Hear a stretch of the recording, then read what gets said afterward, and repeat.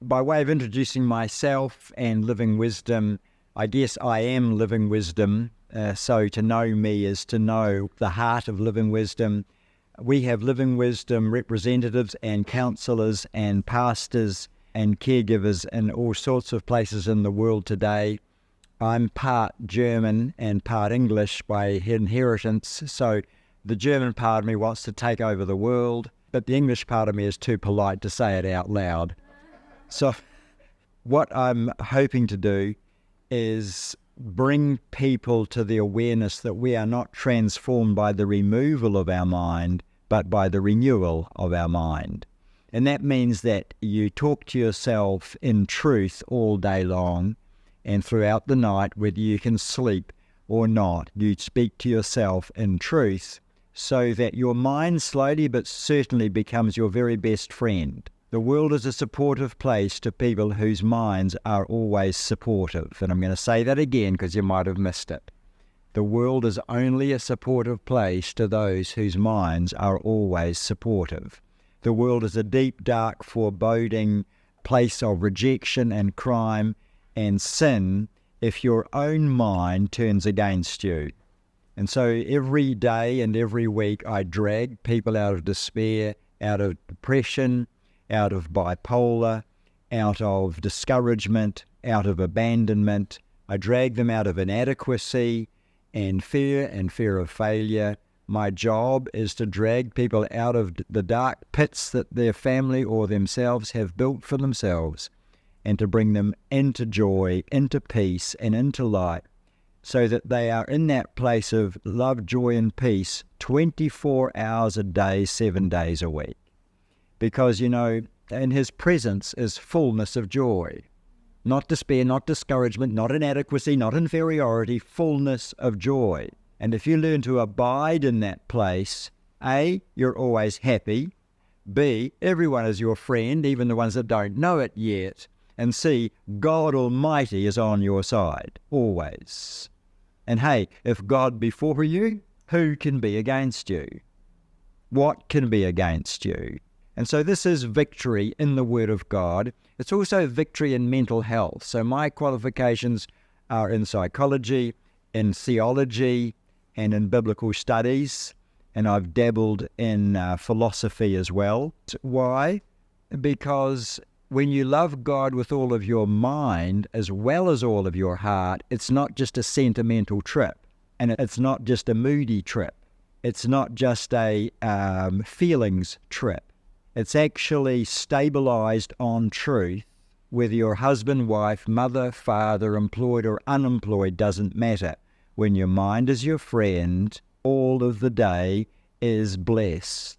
Now, it's possible because your attitude is your reality that you can create hell while you're in the middle of heaven. How is that possible? Well, for the same reason, you can get two people sitting next to each other, and one is already occupying heaven, and one's already got 1 foot in hell. And they're sitting next to each other in the same physical space, because your physical space is only one of the spaces you occupy. You also occupy a spiritual space. That's why we teach our children optimism, because if we teach them optimism, they'll never get depressed. But this is not optimism according to fantasy. This is optimism according to the promises of God. And they are solid and they are sure. And when your mind is renewed, you will learn how to take captive every thought.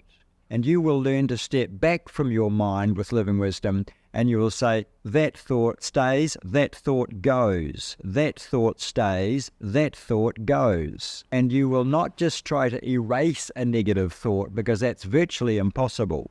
The more you fight with a negative thought, it's like the tar baby.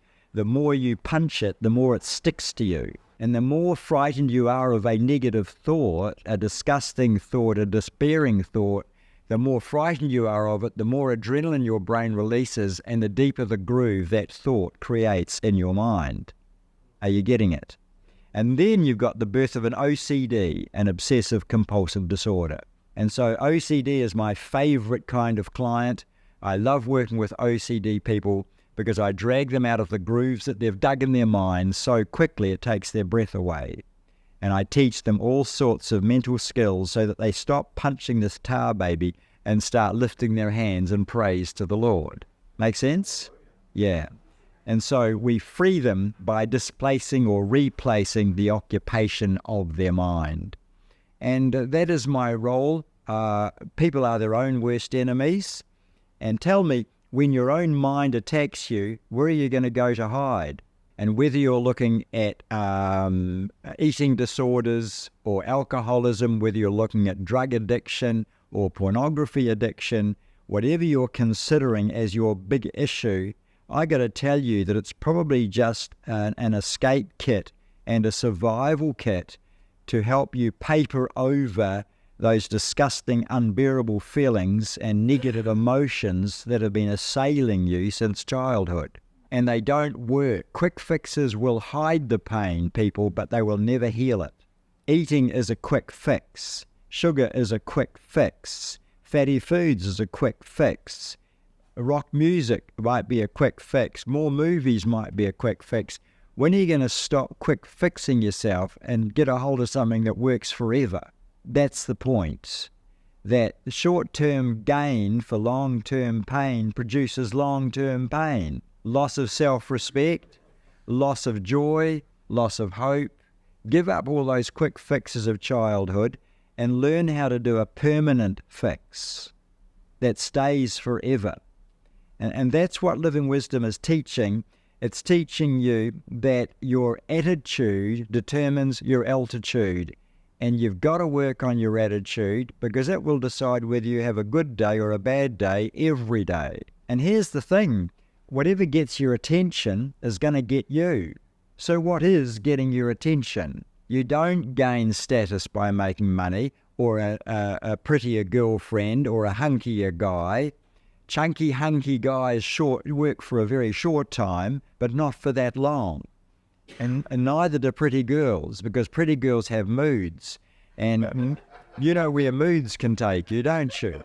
I remember one day I woke up in a good mood, my wife woke up in a bad mood, and she began to grizzle and about this and grizzle about that. It didn't matter what, she wasn't choosy, anything.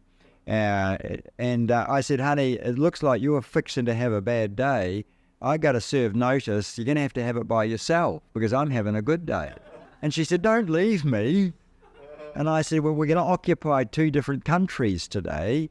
You're going to have to change your focus because I'm not coming with you. I'm not codependent.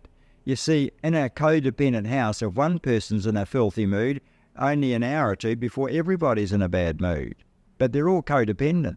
And so individuating means you set up your own mood and you decide whether you'll take it personally or not. You'll decide whether you'll be offended or not. You'll decide what your attitude will be. And that's mental health. Mental health says, I'm not going to spend my life looking into cracked mirrors and walking away feeling cracked and like a freak. I'm not going to grizzle because a blind person bumped into me again today. And so then, you know, when somebody cuts you off on the road or takes your park, you can just bless them and say, well, I choose to bless you and I hope that you have a nice day because you're a bad citizen and you're going to set people up for failure if you keep doing that stuff, but not me. I'm choosing my own response. That's called maturity. Choose your own response. And you can't stay married if you don't learn to choose your own response. I'm sorry, but you'll get cabin fever. You'll be bouncing off each other. You'll be ricocheting off each other's bad moods. And after a while, the only thing that you two will be able to agree on is that you made a huge mistake. And that's not funny. Sometimes my clients decide in my counselling office that the only thing they can agree on is that they picked a lousy counsellor. That's because I'm telling them the truth and they don't like it. And so as I said on Thursday night, the truth doesn't hurt. It comforts, it corrects, it strengthens, it edifies, it encourages. The only thing the truth hurts is your carnality. It hurts your pride. That's the only thing truth hurts, your pride. And if you're full of pride, you can't even take correction. But just check that when you're corrected, you don't feel judged, you don't feel rejected, you don't feel criticized. When you're corrected, the only thing you should feel is corrected. All the rest is carnality. And so the fastest way to make that a reality in your life is this, and this will be the best tip I give you all day. Whenever somebody corrects you, just say thank you. They just risked your rejection when they corrected you. That's courage. Say thank you. They risked you having a hissy fit because you're a spoiled brat. Just say thank you. Just say thank you. I have learned, I'm part of a choir, a male voice choir, and my boss is a beautiful singer, and every now and again he corrects me. You're singing that wrong, you're singing this too high, you're this too low, you're singing notes that aren't even on the page. And so he corrects me, and every time he does so, I say, thanks for that. Thank you. Got that. And that encourages him to correct me, and as a result, he thinks that I have a future as a singer. But if I jibbed and sparked and got prickly and got snotty and took offence, he wouldn't have any confidence in my future at all. Why would he? So never mind your pride. Just say thank you whenever you're corrected. It's cool. It means that people learn to trust you. We do not trust people who are not mature enough yet to take correction, because success resists the proud. Did you know that? How do I know that? God's word says success is for the humble, not for the proud. In fact, it goes further than that. God himself resists the proud, but gives his grace to the humble. Are you teachable? Some are, some aren't. But every teacher knows which of the students are hungry for correction and truth and which of the students that are not. And I had a student in Auckland years ago. Actually, she was a direct descendant of the famous Confucius, and she would call me a Lao Shu, which is my mucked up pronunciation for what? Teacher. I am, or Lao Shu. I don't know how you pronounce it. But she would only entitle me as Lao Shu.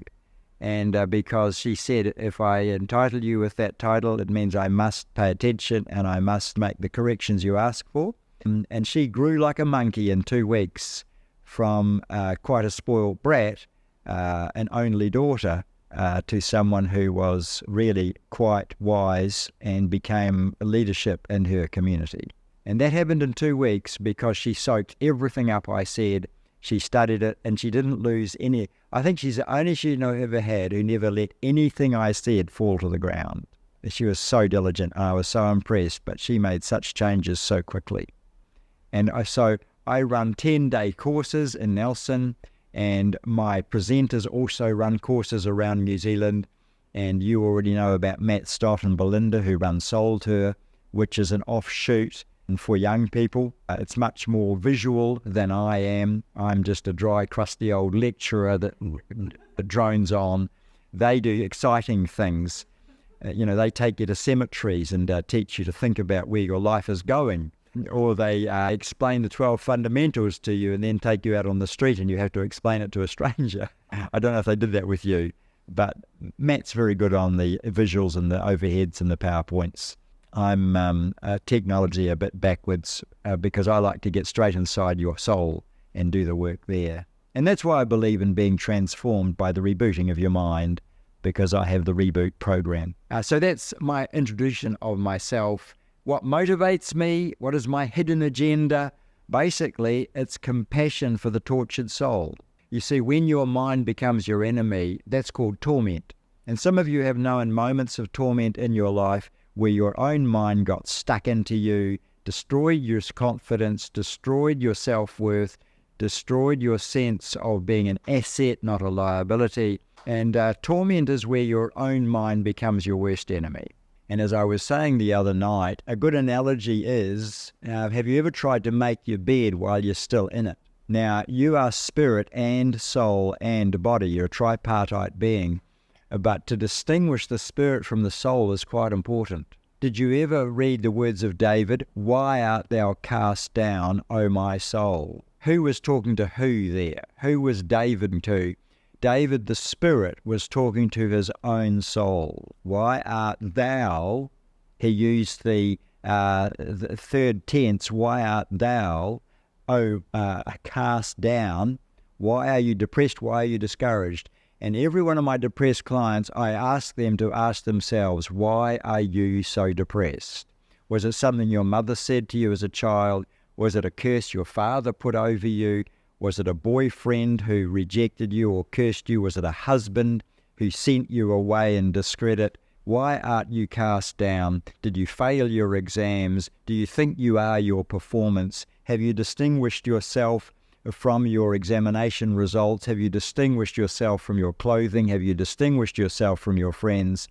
You know, to make a bed, you better get out of it, turn around and look at it. And to make up your mind so that it's a comfortable place to be, you better get out of your mind, turn around and look at it.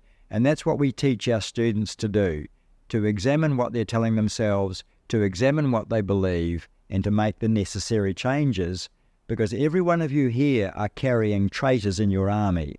No exceptions, me included. We're all loyal to a traitor.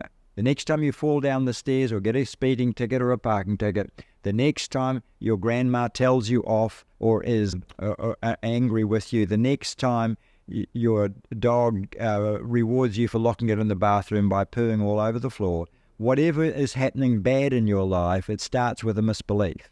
And all of us are loyal to misbeliefs. They decrease our income, they prevent us from closing sales, they prevent us from designing and building something that actually works.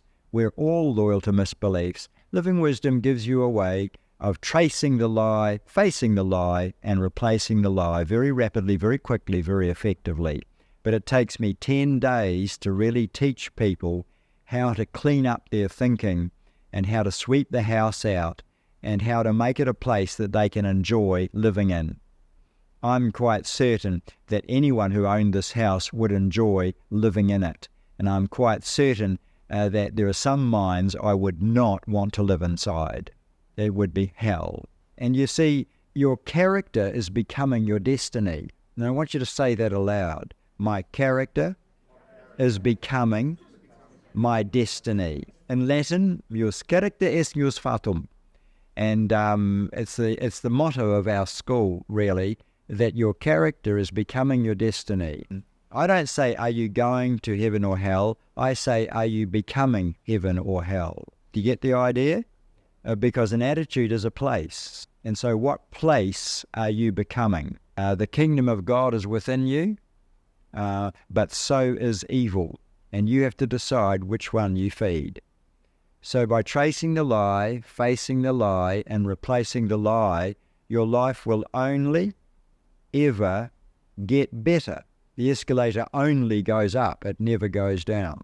Because everything that happens to you in life is raw material for you to become a better citizen of heaven, no exceptions. But it's only raw material for you to inherit heaven if you look up and not down. Romans 8:28. Have you memorized it yet? Go home and memorize it. Romans 8:28. Our God works in all things for good, for them that love him and are called according to his purpose. It doesn't say he works all things. That would be fatalism. That would be a lie. That would be a false doctrine and a false religion. Do not draw equal signs between what happened and God's will. Big mistake for amateur theologians to make. That's not Christianity, people. That's fatalism. You can become a Muslim and believe that, not a Christian. What we know is that much that happens to us is the result of evil scheming and evil designs against us, because Satan is the prince of this world. We know that. That belongs to him, but it's being ransacked and stormed by God's people. And what I want you to understand is that although God does not cause everything that happens in your life, he can always enable you to redeem it and turn it into gold. And all of the suffering in my childhood, and there was a lot of it, stuff you couldn't hardly imagine, has been changed, transformed, and redeemed. And the result of all of that suffering is I determined to seek wisdom for the rest of my life. And so when I was 18 years of age, I prayed for the mantle of Solomon. I asked for the mantle of Solomon again and again. And then one day I felt that mantle come over me. And suddenly I could answer any question put to me. But then I decided that I needed to add learning to that and upskill it. And so I began to add to that mantle, that anointing of wisdom. I began to add knowledge. We've got it back to front, you see. At the moment, we're learning knowledge without wisdom. Polytechs are full of knowledge, but they have very little wisdom. And as a result, counsellors go off and get trained in this modality and in that modality. Psychologists get trained in this knowledge and that knowledge, but they're not allowed to use it because wisdom is not valued. My hope is that I can leave you with some insights today. At the moment, I'm introducing you to why you should get excited about living wisdom. Thousands of people have discovered living wisdom does not let them down. It's not like positive thinking. It's not like presumption. It's not even like naming and claiming it. It's not the prosperity gospel. It's reminding you that when you align your mind with truth, your life will only get better. And it means that you can smile in the face of disaster. You can smile in the face of disappointment. It means that you're not devastated the next time you get a bad piece of news. It means that you learn to look up and say, Lord, if you've shut that door on me, where's your open door? Because God doesn't tease. If he gives you a dream or a desire, he wants it fulfilled. He does not tease. But if your mind is full of lies, then you're shooting yourself in the foot every day, and you cannot find the door that is open for you. And even if you do find it, you're so stubborn and so full of lies, you won't go through it because you're afraid of failure, afraid of rejection, afraid that you're inadequate, that you're not clever enough, you're not good enough, you're not smart enough. And as I've practiced what I preach, I started running again when I was 62 years old and began earning trophies around New Zealand. And I even thrashed the Aussies over the 1,500 metres. And they put up a tough field. Then I graduated to doing marathons, and now I run ultra marathons over the mountains. And I'm 70 years of age. For goodness sake, I should know better. But I discovered that that when your mind is your friend, you become unstoppable. And so now at 70, I achieve more in one day than I used to achieve in a month. I've even taken up the violin. Never picked up a violin in my life until a month ago. Now I can play God Save the King and Happy Birthday. And Twinkle, Twinkle, Little Star. So I'm on the way up, And then I started taking voice training and voice lessons. I've got an old man's voice, but I can sing in tune now. And when your mind is your friend, nothing's really impossible. I'm practicing what I teach. I teach persuasion skills. If you're ambitious, if you want to change the world or make an impact or leave a legacy, for goodness sake, come and do my weekend course in goal setting and enterprise in Nelson in a month's time, 26th of September. It'll be the best money you ever spent, because there I teach people how to dream it, scheme it, and then make it happen. And I will not allow you to plead inadequacy or no graduation or certificate or degree. I will not allow you to blame your parents or your spouse for your failure. I will say, no, it's in your hands, only ever in your hands. Stop pretending you're your husband's victim. Stop pretending that you're powerless because you haven't got a degree. I take people with hardly any high school education and I turn them into intellectuals and academics. But first of all, I have to stop them believing the lies that have been laid down in their minds. So I'm going to pause for a moment and just take any questions off the top of your head, because if I don't answer your objections, you're going to sit there loyal to your lie the whole morning and get none benefit from what I'm teaching you. Does that make sense? You see, Satan is the father of lies. Now here's a sobering thought. Everywhere that you're loyal to a lie / misbelief / mistaken assumption, everywhere you're loyal to your father's wrong conclusions or your mother's wrong conclusions about life, you give the father of lies access to your life. He then has access to your bank account, he has access to your cash flow card, he has access to your children, he has access to your pupils and to your students, he has access to your career. Because why? Because you left the door open. Everywhere you're loyal to a lie, you're leaving a gate open to the destroyer. And that's why some of you are accident prone, some of you are speeding ticket prone, Some of you are angry prone. Some of you are drug prone or pornography prone or clothes fashion addicts prone. And as long as those things are all there, you're limited in your success. The father of lies, the only access that he's got to your family is if the head of the house believes lies, if the authority over you believe lies. If a principal believes lies, the destroyer has access to the whole school. If the government believe lies, he's got access to the whole country. If the medical authorities believe lies, he's got access to everybody they can mandate. And so that's why it's important we understand that our war is not against flesh and blood, it's against the lies that run our economy and our government and our schools and our families. You know, I honour Ian and Mary Grant for the work that they did trying to shut doors on the liar in the families of New Zealand. I really do. And as a result, of course, Parents Inc. got started and other places have been helping. As a result of getting rid of lies, I no longer believe that gay people are born gay, because I see them change from homosexual to heterosexual in front of my eyes in my clinic on a regular basis. And now I can be put in jail for doing that because the government believe lies. And Jacinda Ardern led us into lies because of that legislation. And but that's all right. If I go to prison, there'll be more time to write and have a bigger influence on the world. That's what Paul discovered. If he hadn't have been in prison, you wouldn't have the New Testament today. God works in all things for good. Memorize Romans 8:28. Memorize Genesis chapter 50, verse 20. And they will do you good all of your life, and to pass them on to your children. Romans 8:28, Genesis 50:20, and start to see that in every negative situation there's an opportunity. What are the Chinese figurines for a crisis? They are opportunity and danger.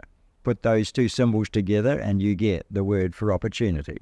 And I am convinced they got that right too. Now, Stan has asked me to teach on a particular topic this morning, the unbearable feeling.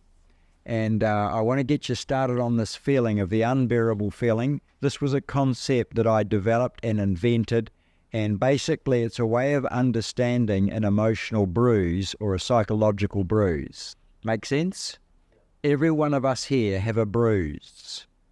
My bruise is the feeling of futility. And I was just telling Jessica a story coming in here that I stayed overnight with a billet when I was doing a seminar conference here.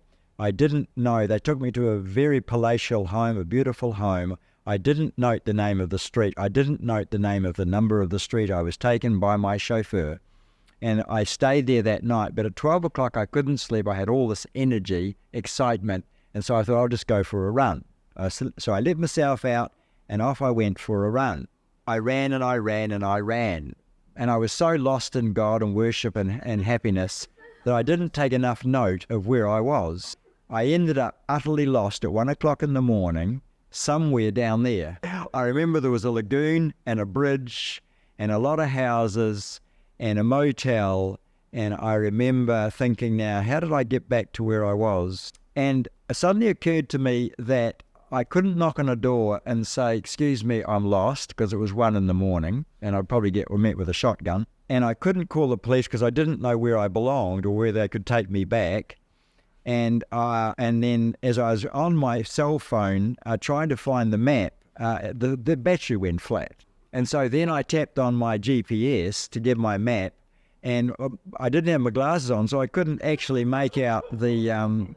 And so I said, oh, this is interesting. And about then, my unbearable feeling of futility began to arise, because I don't like wasting my time. You know, I remember a time when I spent the whole day cleaning up the house, took the ashes out of the fireplace, took them up to the back door, opened the door, a huge gust of wind came in. Most of that ash got spread out over the lounge again. But that's futility. Mothers know it well every time kids tramp the house with their dirty shoes. And so I hate that feeling, that unbearable feeling of futility. I got home, by the way. I just kept running until I found the street. So I went out for a 5-kilometre run. I think it was closer to 40 by the time I got back. That's a marathon, by the way. I know that area very well now, but only in the dark. Futility can stalk you, but what else is an unbearable feeling? Feeling unheard for a woman is often unbearable. Nothing she says seems to make an impression on this man. He's as deaf as a post, doesn't hear her, and she feels shut out or she feels unheard. For many women, that's an unbearable feeling. For feeling disregarded or disrespected is often an unbearable feeling for a man. But those are the generic ones. There are also trauma-based ones where you can panic if you hear two people yelling and swearing at each other. You just collapse inside. Or an unbearable feeling of rejection where you feel shut out and you're put on the outside looking in and you hate that feeling.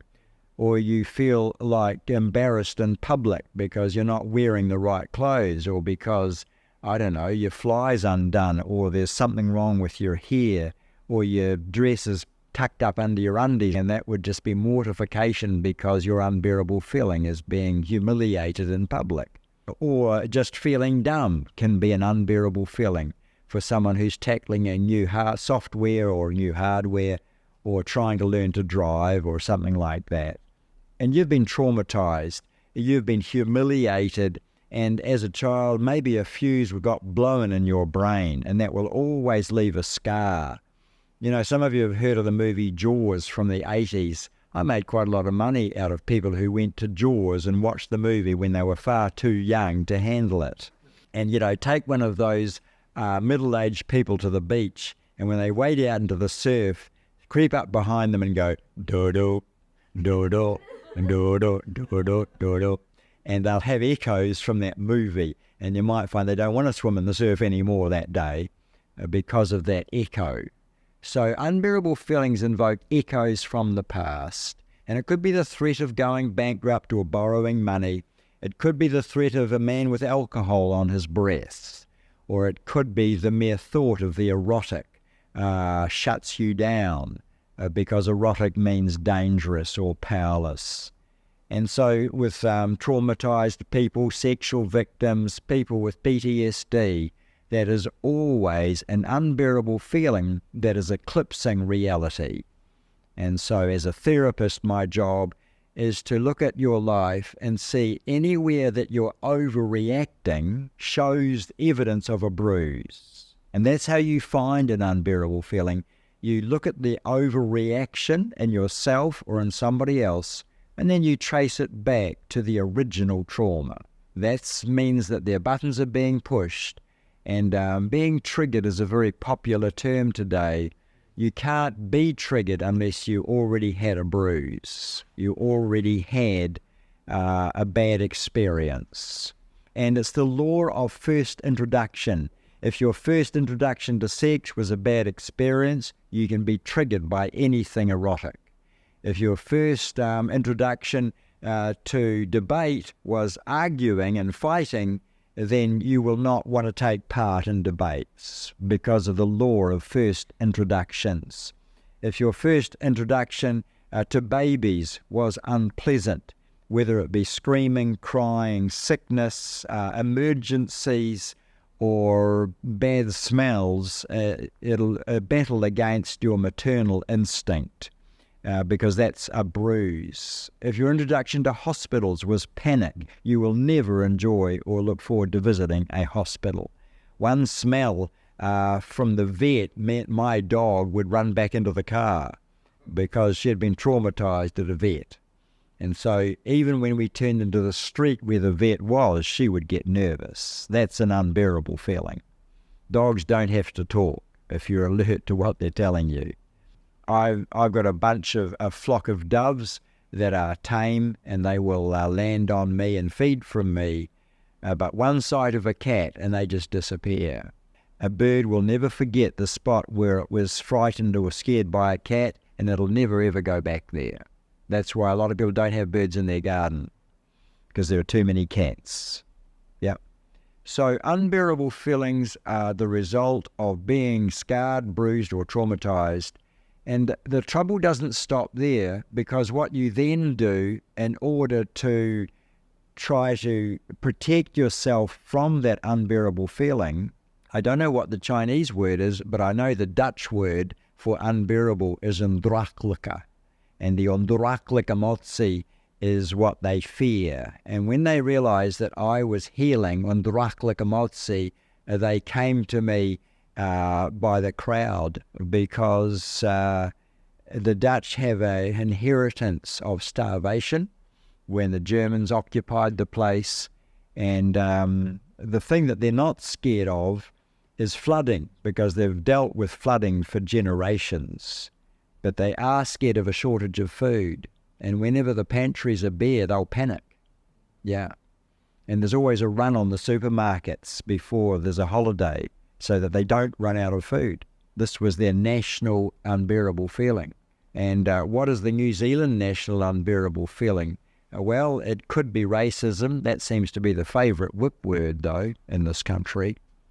I don't know. In America, it's being unpatriotic.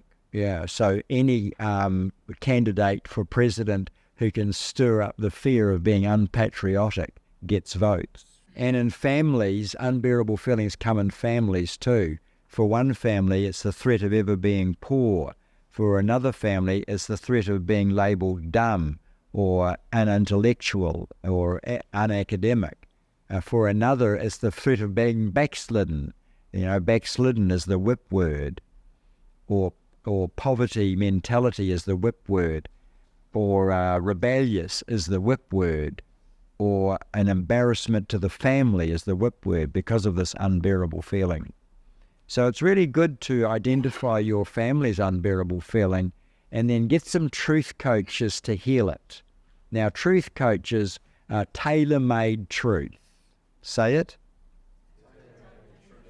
Tailor-made truth. If I can get the tailor-made truth into your mind, then you will be transformed radically, quite immediately, very, very quickly. It is the insight that you've never got. Let me give you some examples of a tailor-made truth for unbearable feelings. Failure isn't fatal, it's merely feedback on my technique. Some people fear failure. They won't learn a new instrument. They won't learn a new software program. They won't try and reprogram the remote control, because they fear failure. They fear being a technological dummy. Or they won't speak in public because they fear embarrassing themselves or humiliating themselves. But hey, failure is merely feedback. You're as neutral, it's nothing but feedback on my technique. Failure should never be taken personally. The way you learn to play a violin is by failing. The way a child progresses in a classroom is by failing. The way you learn any technique is by failing. So if a child has been taught to fear failure, then their backbone has been broken, their academic backbone has been broken, their intellectual backbone has been broken, and that fear of failure will prevent them from striking out from learning. You won't put your jogging clothes on and go for a run if you fear being unfit, fear being exhausted, fear puffing, or fear sweating. And you won't look after your body, and you won't be trim and fast at 70. Do you know any trim and fast people at 70? Do you know anyone who would take up the violin at 70? Do you know anyone who would facilitate a worldwide network of counsellors at 70? Do you know anyone who would take out a stuffed gearbox and fix it at 70? It's going beautifully now. And I've repainted it as well. It looks $1 million. Yeah. So you did me a favour. Not your fault. You know, I don't want them having nightmares about gearboxes and Jaguars, that's all. No matter what breaks, it is an opportunity for you to learn something. Now, my hope here is that you will start to address your fear of failure. It's not fatal. Another truth coach is, if I always do what I've always done, I'm always going to be single. Sorry, I'm kidding. If I always do what I've always done, I'm always going to get what I've always got. That's a truth coach. Only a fool does the same thing over and over again, always hoping for a better result next time. Do you get it? And so I used that one with the single weekend that I had recently for Christian singles who were not succeeding in the process of finding their spouse and progressing their life because they keep doing what they've always done and it's not working. And so it's not dangerous, it's only new, is a good truth coach. A lot of people treat anything that's strange or anything that's new as dangerous, like picking up a sport or going for a run, or like trying out a new instrument, or like living in a new area, or like changing houses. It's not dangerous, it's only different. It's not foreign, it's only strange. And what you then do is you teach your mind to downgrade it from unbearable to only uncomfortable. Teach your mind to downgrade it from unbearable to merely strange. Teach your mind that when I started horticulture, I had to learn the Latin names of hundreds and thousands of plants. But once I learned memory hooks, my memory improved 100%. Another useful truth coach might be, it's not unbearable, it's only uncomfortable, and you downgrade it for yourself. So you try a new recipe, the cake flops or burns or as hard as a rock. That's not unbearable, it's only uncomfortable. Get the idea? It's not unbearable to be embarrassed about your car, it's only uncomfortable. It's not unbearable to be caught out, it's only uncomfortable. I don't mind public embarrassment now. If I did, I could never be a public speaker. If making a fool of myself in public was my unbearable feeling, I couldn't be a public speaker.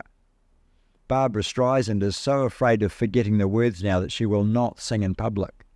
She only sings in recording studios. Why? Because she hasn't downgraded forgetting the words from unbearable to uncomfortable. And you can teach your mind to stop crucializing what isn't crucial. And that'll be one of the biggest favors you ever do yourself. Because people who crucialize things that are not crucial are hard to live with.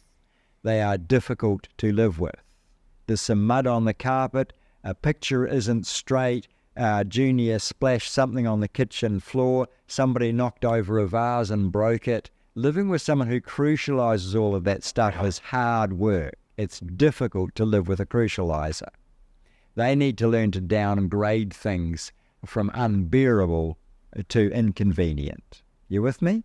Because there's a tensioner in their brain that's done up too tight. It's like having your mother pull your pigtail back too hard and all of your face goes backwards. It's too tight. It's like a tensioner on a sewing machine. If it's too tight, the thread will just keep snapping and snapping. So you need to loosen up a bit and lower some of those expectations. Unbearable feeling of angry parents means that you cringe and you go silent as a teenager whenever you need to answer back. Answering back has been demonized to the point where you've no assertiveness skills. Keeping silent to keep safe is a lie, and it's one of the big ones actually. You keep safe by learning assertiveness skills, not by keeping silent. You keep safe by counter-propositioning their insult or their verdict or their demand, not by clamming up. If you clam up when you are demanded upon, when you are cornered, when you are unjustly accused, you've got a false way of surviving. It's a survival kit that is false. You actually keep safe by saying, there's another perspective, there's another narrative, there's another way of looking at this.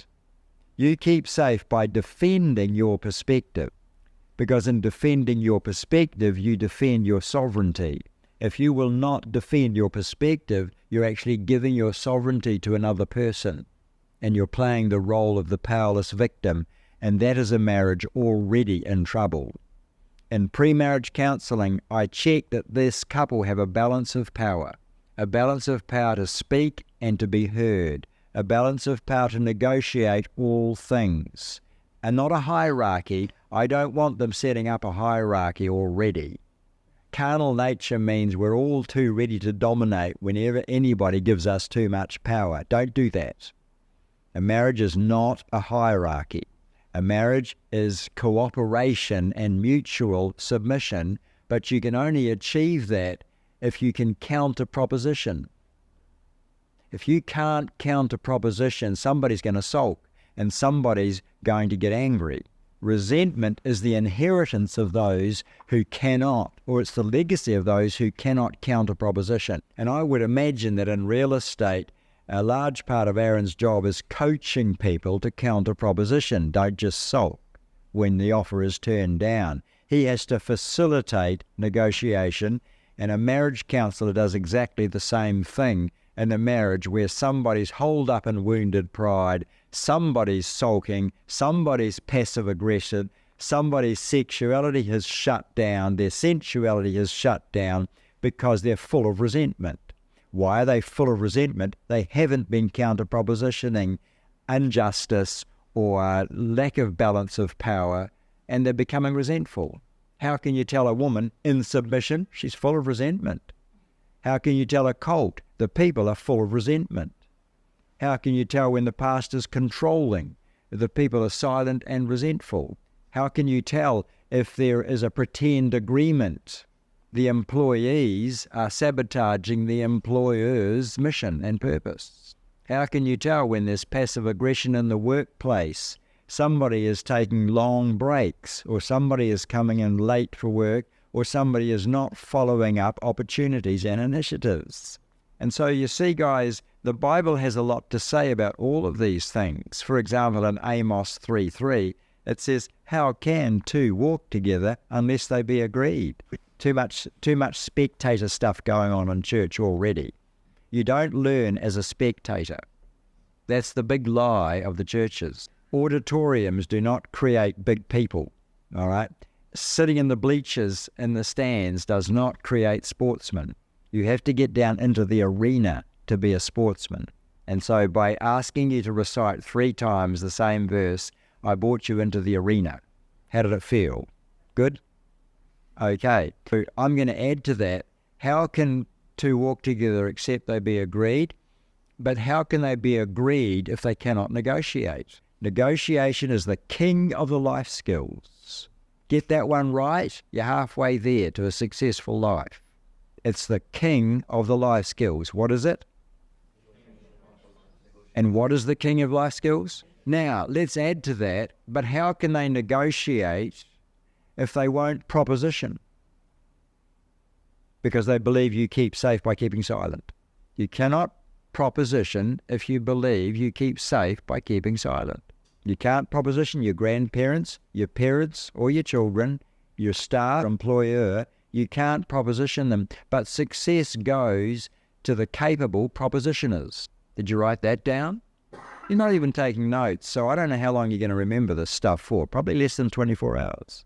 This is not a spectator sport. Living wisdom is where you get involved. So full marks to you, my dear. I can see your halo from here. Oh, 2 halos. And a notebook.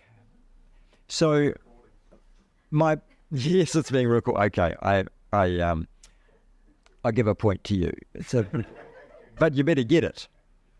You know, how can you negotiate if you won't proposition? But how can you proposition if you don't know what you want? Marrying a woman is to marry 20 desires walking in step, and she's not really aware of any of them until you help her work it out. Women come for counselling to work out what they want. All they know is they want it now. They just don't know what. And they expect the husband to know, because if he loved me, he would just know. That's the recipe for a disastrous relationship right there. If you love me, you would just know what I need. And he's going, what? Yeah. See, men think in specifics. They're very specific in their thinking. Women are abstract. That's true. Now, in a relationship, she wants to feel cared for. She wants to feel looked after. She wants to feel included. She wants to feel like an equal part of this partnership, none of which she says. And if she does say it, it's so abstract that what he hears is Masula Mariba Mashuna Makunda. So guys, let me give you a tip to relate well to a woman. You can say, yes, darling, I get that. But if that was actually happening and if I was actually doing it, what would that look like? And that will help her. And that will help her be specific button. That will press her be specific button. If it was happening, if we were making love on your terms, what would that look like? And now she's talking his language because he's a hunter, but he needs a quarry to hunt. And he needs you to be specific. That would look like soft lights, romantic music, a cappuccino made for me the way I like it, and my foot rubbed. Oh, is that all it takes to please you? I can do that. I just didn't know what it would take. And she said, well, you should just know. Doesn't work like that, girls. You have to teach him how to love you. He's willing to love you, but he needs to be taught how. Give him some how-tos and don't tease him. Does it cut the other way? Yeah, I guess it does. You are the teacher when it comes to making you feel loved. She does not know until you teach her. Now, specific insights. How can two walk together except they be agreed? How can they be agreed if they won't proposition? How can they negotiate if they won't counter proposition? Can you counter proposition? A lot of people can proposition by asking for something, but then if they don't get it, they don't know what to do next. The answer is you counter proposition. And by the way, folks, people come for counseling either to know what it is they need and to find out what they need, or to say what they need. They need help to say what they need. And I've noticed this is an interesting thing in couples, and I think this is one of the most profound things you'll hear about married couples divorcing. Women and men break up marriages for different reasons in different ways. When a man breaks a marriage up, and I'm generalizing, but when a man breaks up a marriage, he does so by making a really dumb choice, a really dumb decision, a decision that if he'd even thought about it for 2 minutes, he wouldn't have done. But he didn't think about it for 2 minutes. He just decided to do it, and then he did it. And it all blew up in his face, and he spent the rest of his life wondering why he did that, because it cost him the trust of his wife, you see. And so men break up marriages by doing dumb stuff, by spending money they haven't got, by gambling money, by going into debt, by not telling what they should tell, by keeping things secret, by getting infatuated by a woman who gave them some praise and some encouragement at the wrong time. And it just all turned to custard. Women, on the other hand, they break up marriages by refusing to believe that their own feelings could be misinterpreting the situation.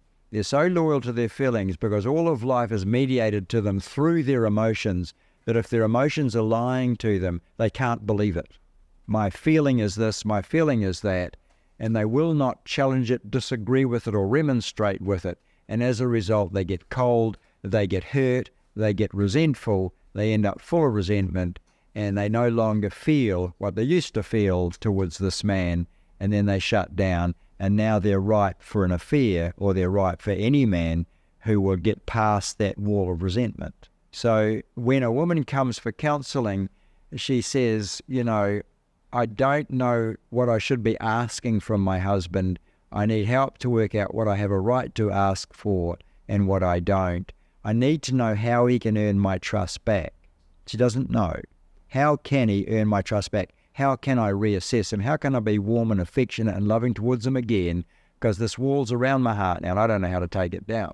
When he comes for counseling, it's different. He already knows what she could do to earn his trust back and help him take his wall of resentment down. He already knows what she would need to do, but he can't tell her.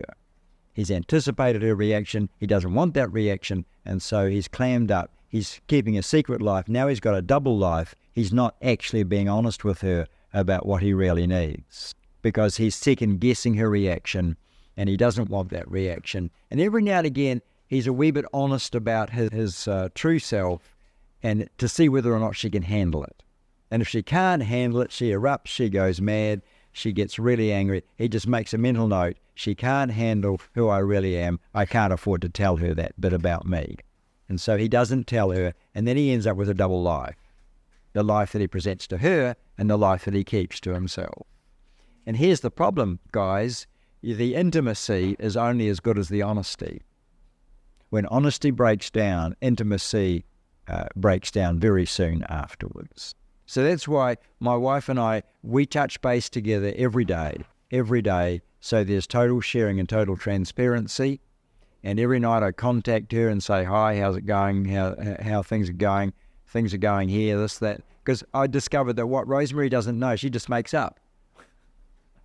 Which is quite dangerous, really, because a woman's imagination is very fertile. And I don't want her making up stuff about me. I want her to know where I'm at, what I'm thinking, what my attitude is. I don't want her to guess, because she usually guesses wrong. And so if we touch base, and every week we have a kind of a state of the nation talk. How are we doing? Are we tracking together? Are we on track? Is there anything that you need changed? Is there anything we need to negotiate? And I don't just agree with whatever she wants. We negotiate it. Because I'm not going to live on her terms. And she's not going to live on my terms. But if we live on negotiated terms, we're all good. She feels respected. I feel heard. We trust each other. And the trust is never injured. So the unbearable feeling is a big deal, and I want to finish the segment with this comment. Doing pre-marriage counselling and doing pre-engagement counselling, one of the first things I always check for is there a potential cross-matching of bruises. Because I got to tell you, my unbearable feeling, cross-matching with Rosemary's unbearable feeling, when that happens, all adults leave the room immediately and just leave two children to fight it out, and who get nowhere.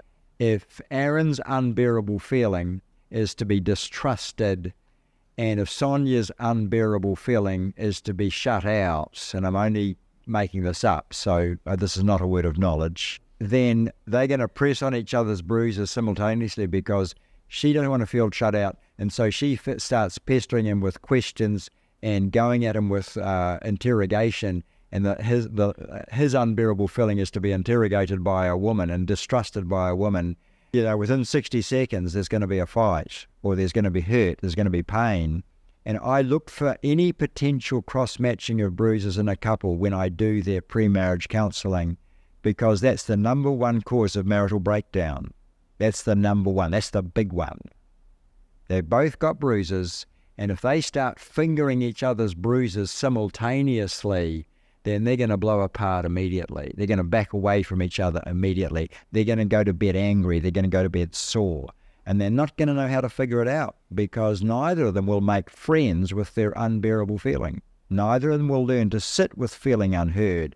Neither of them will learn to sit with feeling disrespected. They won't embrace it. They won't make friends with it. They'll hate it. They'll fight it. They'll react immediately. And they'll throw comments and criticisms and barbs at each other. And where's that going to go? It's all going to turn to custard very quickly.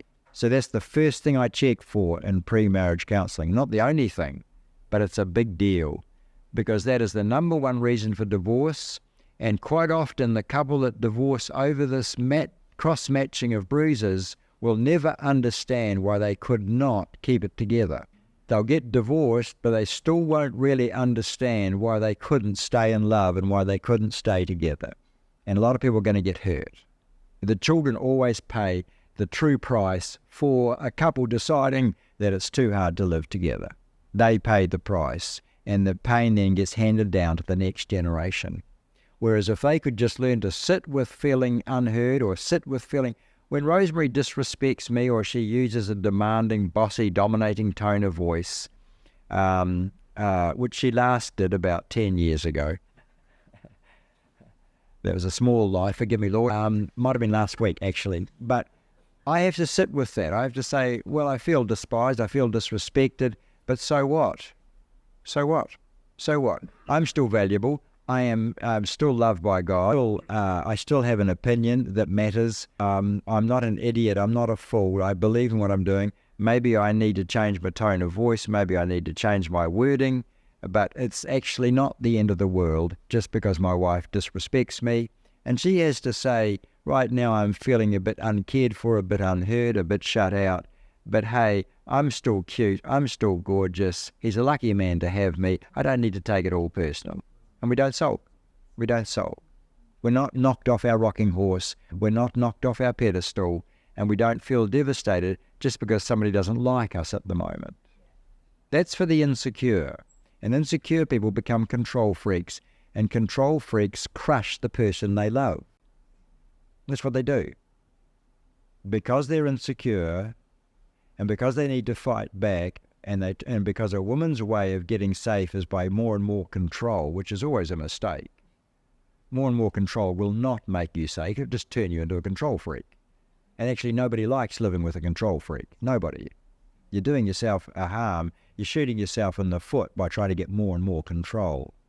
You know, tying a man to a stake and giving him a shorter and shorter rope so you can get everything more and more predictable is the way to make sure he has an affair.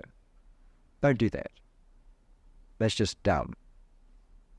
Because after a while, he's going to snap that rope and he's going to go for his life. Did you see Mrs. Doubtfire, the movie? Every time he did something wrong, he was unpredictable, she would make another rule for him to follow. And he didn't like being tied to a stake. And after a while, he just yanked the stake out of the ground and went for it. That's not the way to get safety. But that's a survival kit. Control is just a survival kit. Control is just a defense mechanism. The better defense mechanism is to negotiate and to counter proposition. I remember one time I was doing my manly authority thing, and I said, and that's the end of the matter. I don't want to hear another word. Verdict, communication. Thinking I'm a judge, high court judge, you know. The gavel slams down. That's the end of the matter. I'm not having another word of it. And she said, yes, that's your proposition, but I have a counter proposition for you. We need to keep negotiating, or you're going to be very sorry for that verdict. I said, okay, what's your counter proposition? And there was no grace in it because I'm still a carnal man at heart. And she said, my counter proposition is you can get all the food you need and want if you learn how manners in the kitchen or something. So we have to have that balance of power because that's mutual respect, and that's what a good marriage is based on. Make sense? So watch out for those unbearable feelings. They can cause chaos in your home and they will burn your children. Your reaction to your unbearable feeling will burn the spirit and soul of your kids. Don't do that. Don't vomit your unbearable feelings over your kids, or the survival kit that you use will end up becoming another survival kit in your children. And you cannot live behind survival kits. You get the idea? At that defended way. You know, it was said years ago that the unexamined life is not worth living. So I'm just giving you some techniques and some tools to examine your life so that you become a better friend, a better lover, and a much easier person to live with. Because crazy makers are difficult people to live with, and you don't want to be another personality disordered, narcissistic person. We have enough of those. There's no shortage. Any questions before we quit? Because we're going to quit now. Any questions? I've looked for. Earlier you said that we're not our. Yes. We are a spirit who is actually a human being, not a human doing. If you don't mind people relating to you as a human doing, that's okay, but that means you're only worth something as long as you're doing.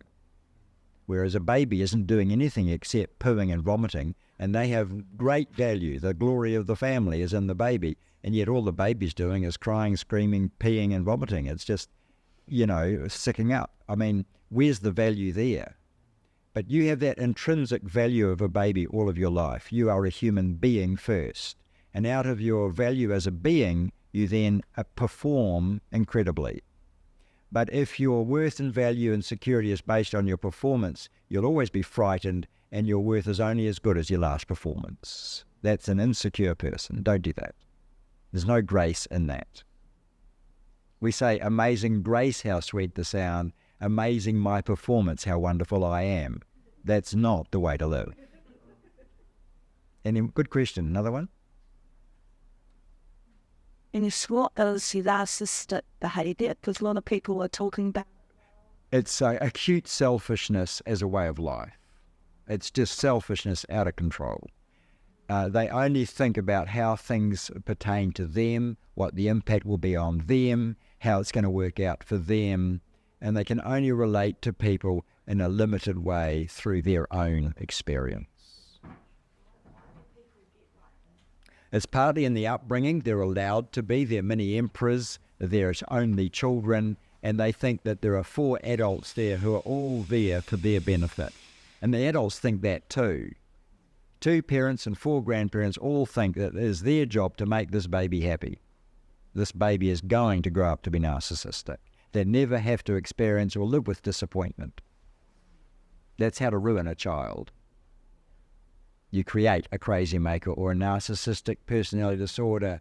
As the murderer was convicted in the dock, in the courtroom, the mother of the slain child was sobbing in the gallery, and the convict screamed out at the mother as he has been led off to jail, "What the hell are you crying for? I'm the one who has to spend the rest of my life in prison." That's a narcissistic thinking. Couldn't relate to the grief of the mother, could only relate to their own situation. Yeah. Hey, you've done a wonderful job of being students, and an audience this morning has made my job really easy. Thank you for your concentration. Let's take a break. And looking at your giftings and your talents and saying, what has God given you in a way that he hasn't given anybody else, and how can you upskill that gift? How can you upskill that talent? Because the key to success really is to first of all know yourself, who you are, what you have, what your giftings are, what your strengths are, what your weaknesses are, because you can't have a strength without having a corresponding weakness.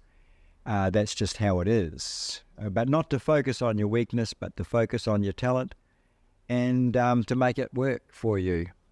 And if you can become self-employed, we show you how to do that. These are not get-rich-quick schemes. These are find your passion and then succeed at that, really. So that's what they're all about. And we do those every year, once a year in winter, usually. Keeps me off the streets and keeps me busy.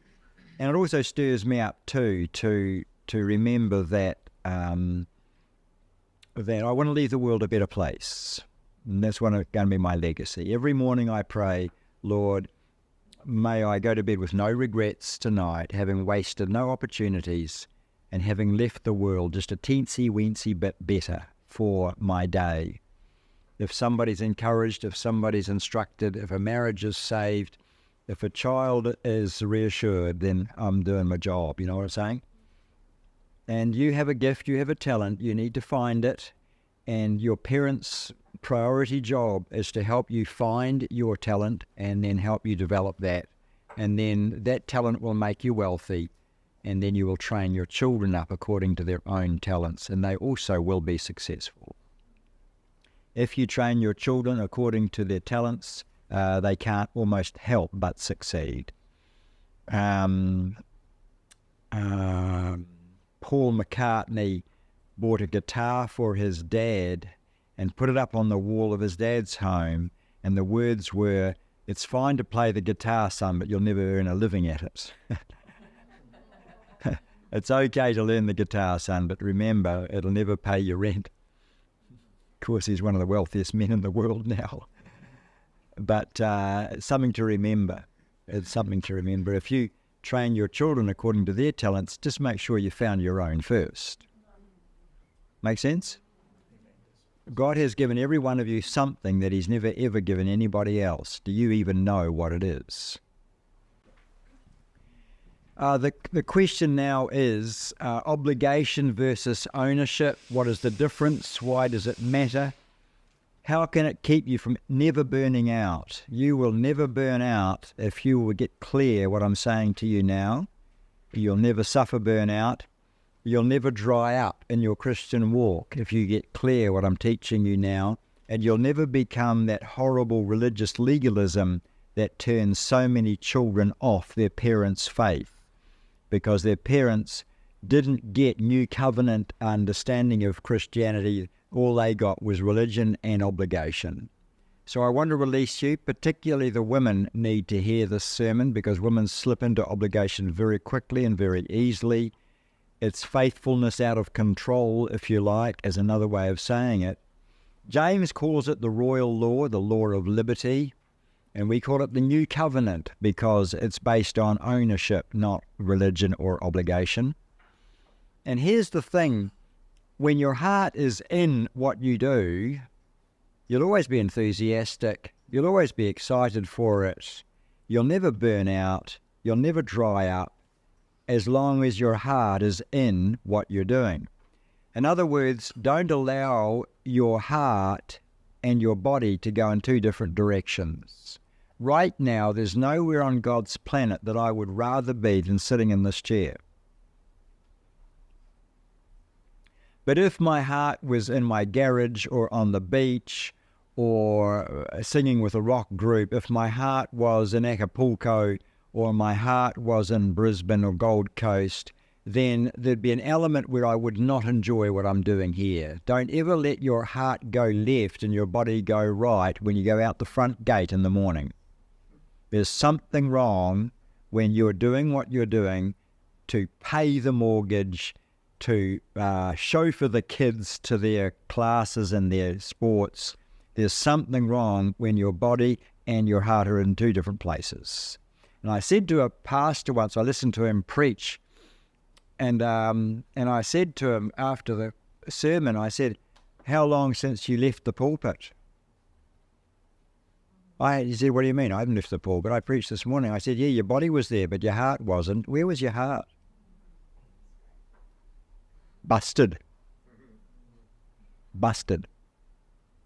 I said, "Are you selling your soul for the superannuation?"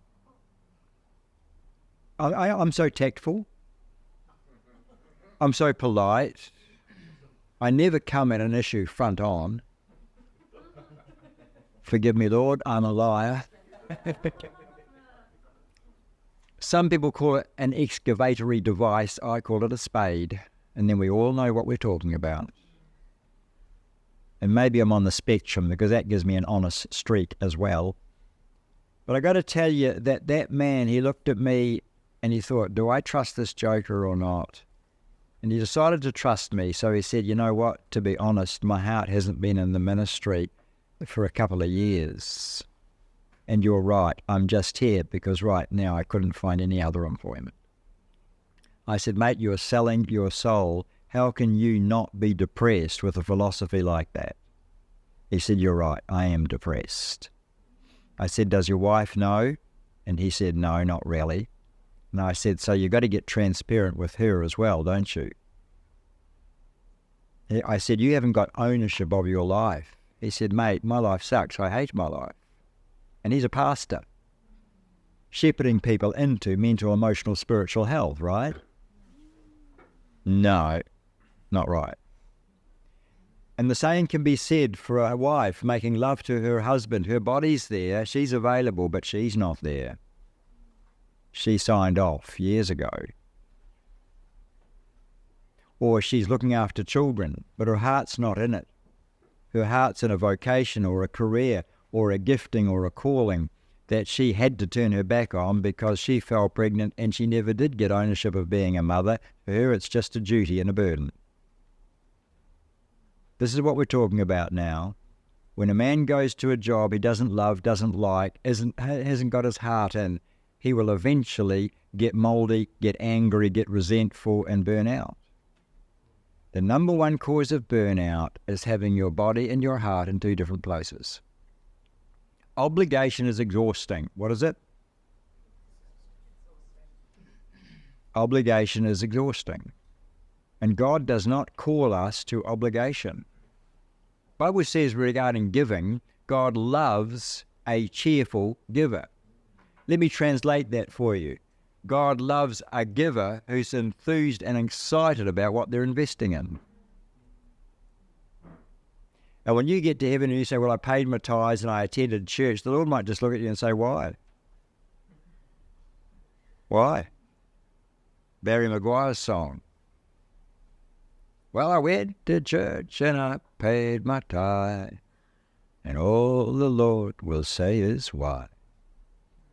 There's a tune that goes with that line. I don't know what it is, but it doesn't matter. The point is, ownership is the royal law, the law of liberty, and when you've got ownership, your body and your heart are in the same place, and you're enthusiastic about everything you do. And if you're not enthusiastic about vacuuming the carpet, Get a Dyson. Oh, I'm talking your language now. If you're not enthusiastic about driving your kids all over town, get a sports car, a car you can love. Get a car that you love driving, and then you can chauffeur them all over the city. No problem, because you just love being in that car. That piece of Japanese revenge that is silent and doesn't make any sound, or whatever it takes. Do whatever it takes to be enthusiastic for your life. Other than trading in your husband, do not trade in your husband. Because they're like used car sales. You could trade in a good one and get a bad one. Don't do that. Make sure you retain. I say to my wife, is it my imagination or is your enthusiasm for your marriage slipping? And what caused it to slip? And how do we back up so we stay enthusiastic for each other?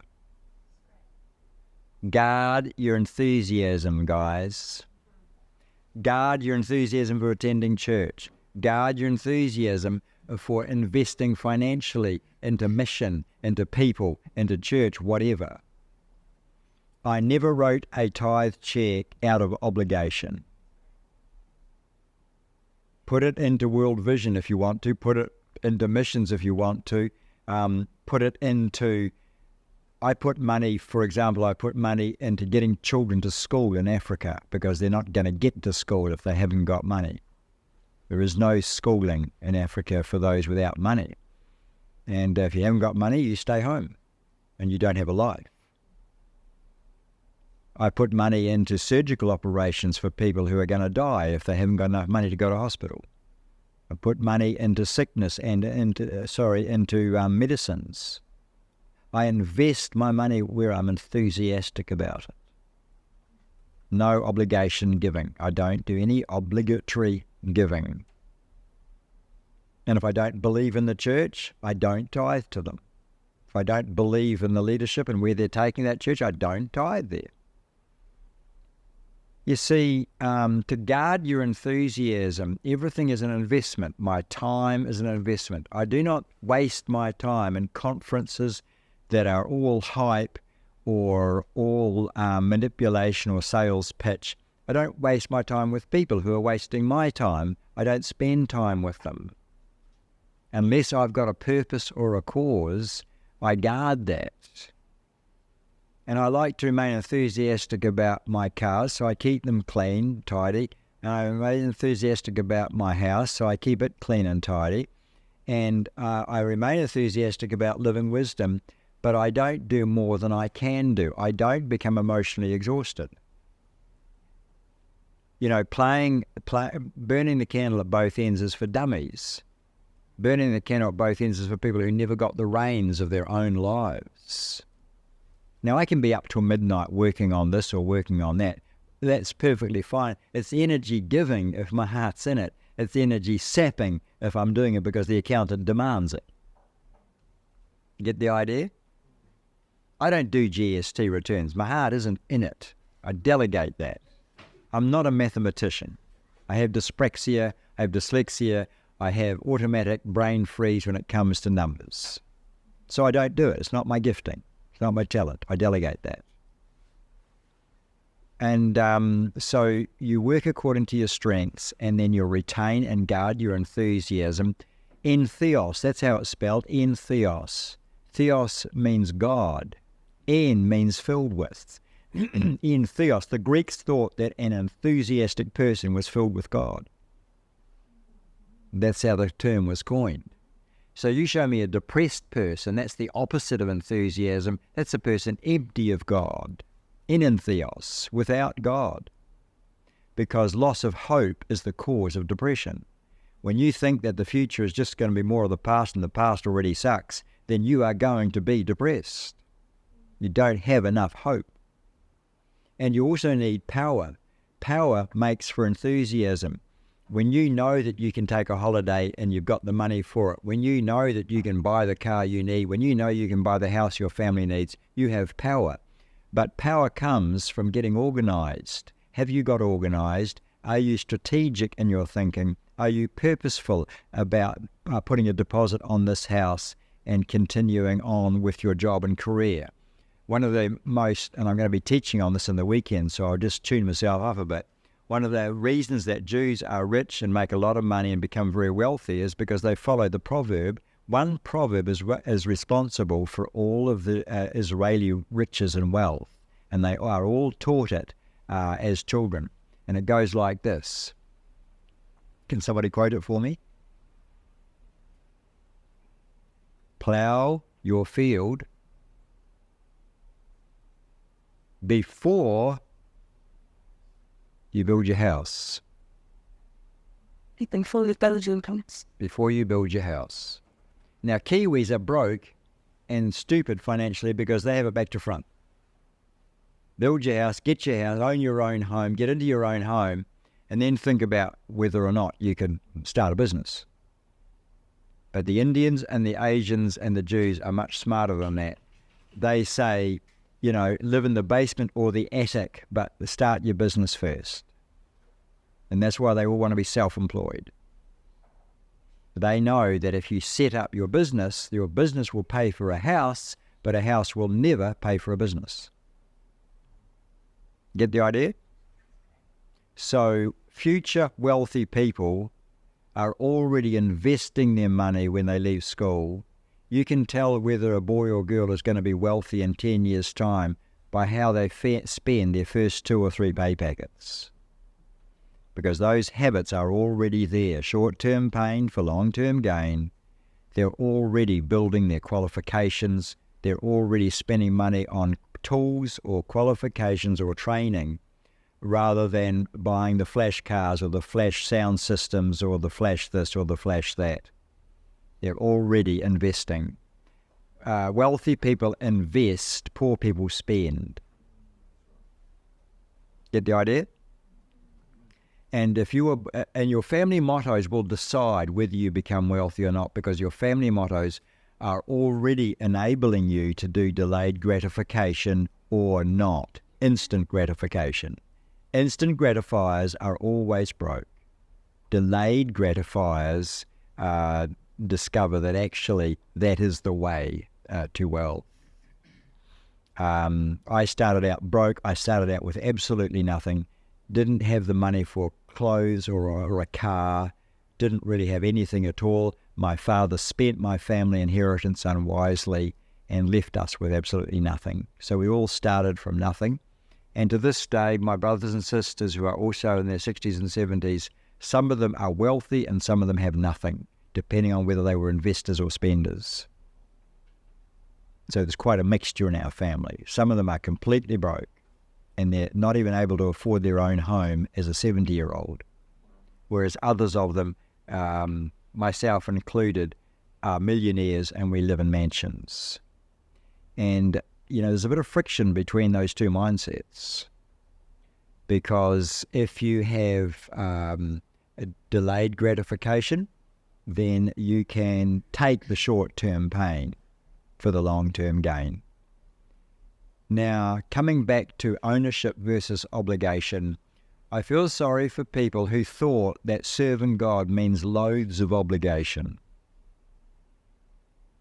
They have to go to church, they have to pay their tithes, they have to be on the door, they have to be the parking warden, they have to do this and they have to do that, they have to run kids all over town, and they live the life of a martyr. And they're bleeding emotional enthusiasm, they're hemorrhaging energy all the time. Because obligation is a wound, it's like a bucket with a hole in it. It's just bleeding enthusiasm all the time. And a lot of women have lost their sexual libido. Man, when they were courting, they were hot stuff.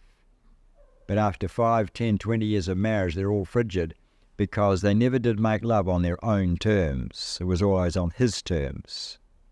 And as a result, the bed of sexual excitement became a bed of obligation, and they lost their sensuality. And this is the kind of advice I give every pre-marriage couple. Guard your libido. Look after your libido, because it is the icing on the cake and it is a marker of the temperature of the marriage. when sexual excitement and interest dies, there's something wrong in the marriage. And usually she's been making love on a bed of obligation or a bed of pain or a bed of coercion, and that's all calculated to kill her natural libido. Somebody said once, there are no frigid women, there are only impatient men. And there is some truth to that. So in the matter of sexuality, ownership versus obligation is a big deal, like a really big deal. And in the matter of fostering a couple's sexual life, this is a very important issue. But it's also in the matter of schooling. When the day the child goes to school out of obligation, they're going in the wrong direction. If your child isn't becoming excited about learning, they're being abused by teachers or by parents who make all learning and all homework out to be obligation. They rob you of the joy of learning. And the joy of learning is one of the greatest joys of life. I love physics because in physics I have the joy of learning. But I hate arithmetic because that all feels like obligation, because of the law of first introduction. You get it? I love mechanics because of the law of first introduction. I am never under a car or working on a car out of obligation. I do it just because I enjoy it so much. My wife, she does embroidery, she does macrame, she does porcelain doll making, she bakes teddy bears, she can do anything with thread and fabric and craft. She loves fabric, thread and craft. And none of it is done in obligation. She can spend hours and hours and hours on it. She can work till midnight every night, and none of it is obligation. It's passion. That's the way to live. That really is the way to live. She's working on a project. I'm starving. I go hungry. I have to cook my own meals. I have to survive because she's in her passion, you see. But I can get my own back. When I'm supposed to be fixing a leak in the roof or mowing the lawns, I'm out in the classroom playing the violin or something. You know, that's how it is. But I encourage her in it, and she encourages me in it. And that's how a good marriage is supposed to work, right? Yeah. And it's possible, people. This is not fairy tales. This is possible. But you have to up your life skills. What is the king of the life skills? The queen of the life skills is trust, learning who to trust and who not to trust. You will not succeed if you remain naive in the matter of trust. Yes? You heard about having ownership over your relationship with the Lord and with church cultures. Could you just talk a little about toxic religion and some of the expectations and the significance of having ownership over the way that you serve in a church? An example of toxic religion is when everything is about commitment, and it's all about more commitment. Do you know how to kill a church is preach commitment every Sunday? You kill giving by preaching committed giving. You kill attendance by preaching more and more commitment. For God so loved the world that he told them to get more committed. It doesn't work like that. You don't go to church and sing, count your obligations, name them one by one by one. Count your shoulds and ought tos, see what else the Lord wants done. You know, that's not church, that's an Asian home. Oops, sorry. Slip. Sorry. Don't know where that came from. But that response does worry me a little bit. You know, it doesn't have to be about obligation anymore, people. That just makes you tired. And toxic religion will actually use the obligation. And when some preachers preach, I'm reminded of that cartoon. The whippings will continue until staff morale improves. That sums up some preachers' style, some pastors' style. Keep whipping them until they get it together. It doesn't work like that. The Bible says that his goodness has melted my heart, not his loaded obligations.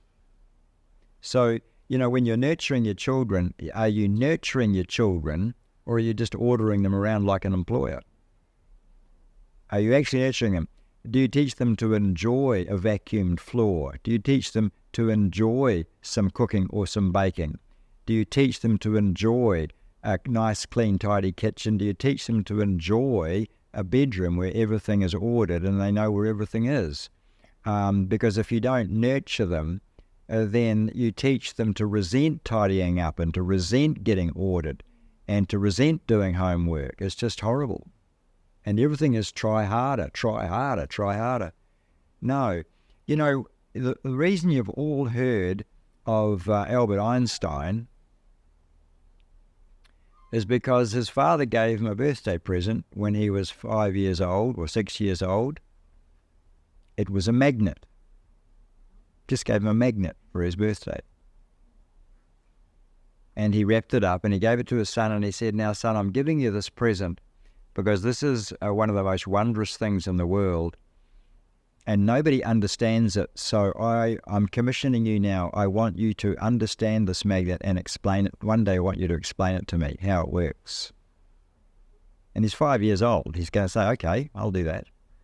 He spent the rest of his life wondering about magnetism, and that's why he became famous. Because he spent his whole life trying to understand magnetism for his dad to repay him for the present he gave him. Now that's called nurture. And nurture made him worldwide famous.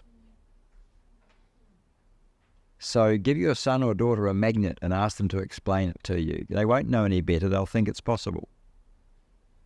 And that's why some of the greatest minds that have lived have spent their life trying to formulate formulas that actually pull all forces together. How many forces are there? There's 5.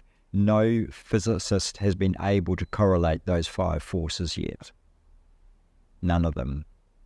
And that's why Einstein once said, we don't understand 1% about anything yet. Yeah, that's what he said. So that's called ownership, guys. And, you know, there are 2 cooks in the kitchen. One is there out of enthusiasm for exploring and making and creating. And their husband will eat anything he's been trained to. The other is there out of obligation, and they will do it as quickly and as cheaply and as simply as possible and enjoy none of it. Their default recipe is like your default mood, quick and easy and there almost automatically. But my hope here is that you will be inspired to find your talent and to put it to work, because not only is it not energy draining, that work is actually energy giving. I get energy from what I'm doing right now, making complex ideas simple and equipping people for a life that turned out to be far more difficult than they ever expected. Is that true? Is your life more difficult than you thought? It actually gets more difficult. So to have some good tools and some good keys means that you really can not just thrive, but flourish. Any questions? What role does procrastination? Between you and your dream, there's always an unbearable feeling. And I don't use the word unbearable lightly. Now, if you don't find that unbearable feeling and declare war on it, you will never achieve your dream. It'll always just be a dream. Why? Because you don't have what it takes to tackle your unbearable feeling. If going broke, if failing, if embarrassing yourself, if proving that you really are a dummy is your unbearable feeling, you're not going to tackle anything new or different or unusual. When I decided to write a book, I really had a dream of writing a book and being an author, right? And I had that dream for years and did absolutely nothing about it. And I decided that if I was going to take it seriously, I needed to go and learn to touch type so that I can type, as fast or almost as fast as I can think. So I enrolled in a touch typing class in the days before computers. And it was so embarrassing because Betsy, Sue and Lucinda and Judy, they were going like this. in this touch typing class, not even looking at the keys, and I'm going plink, clunk.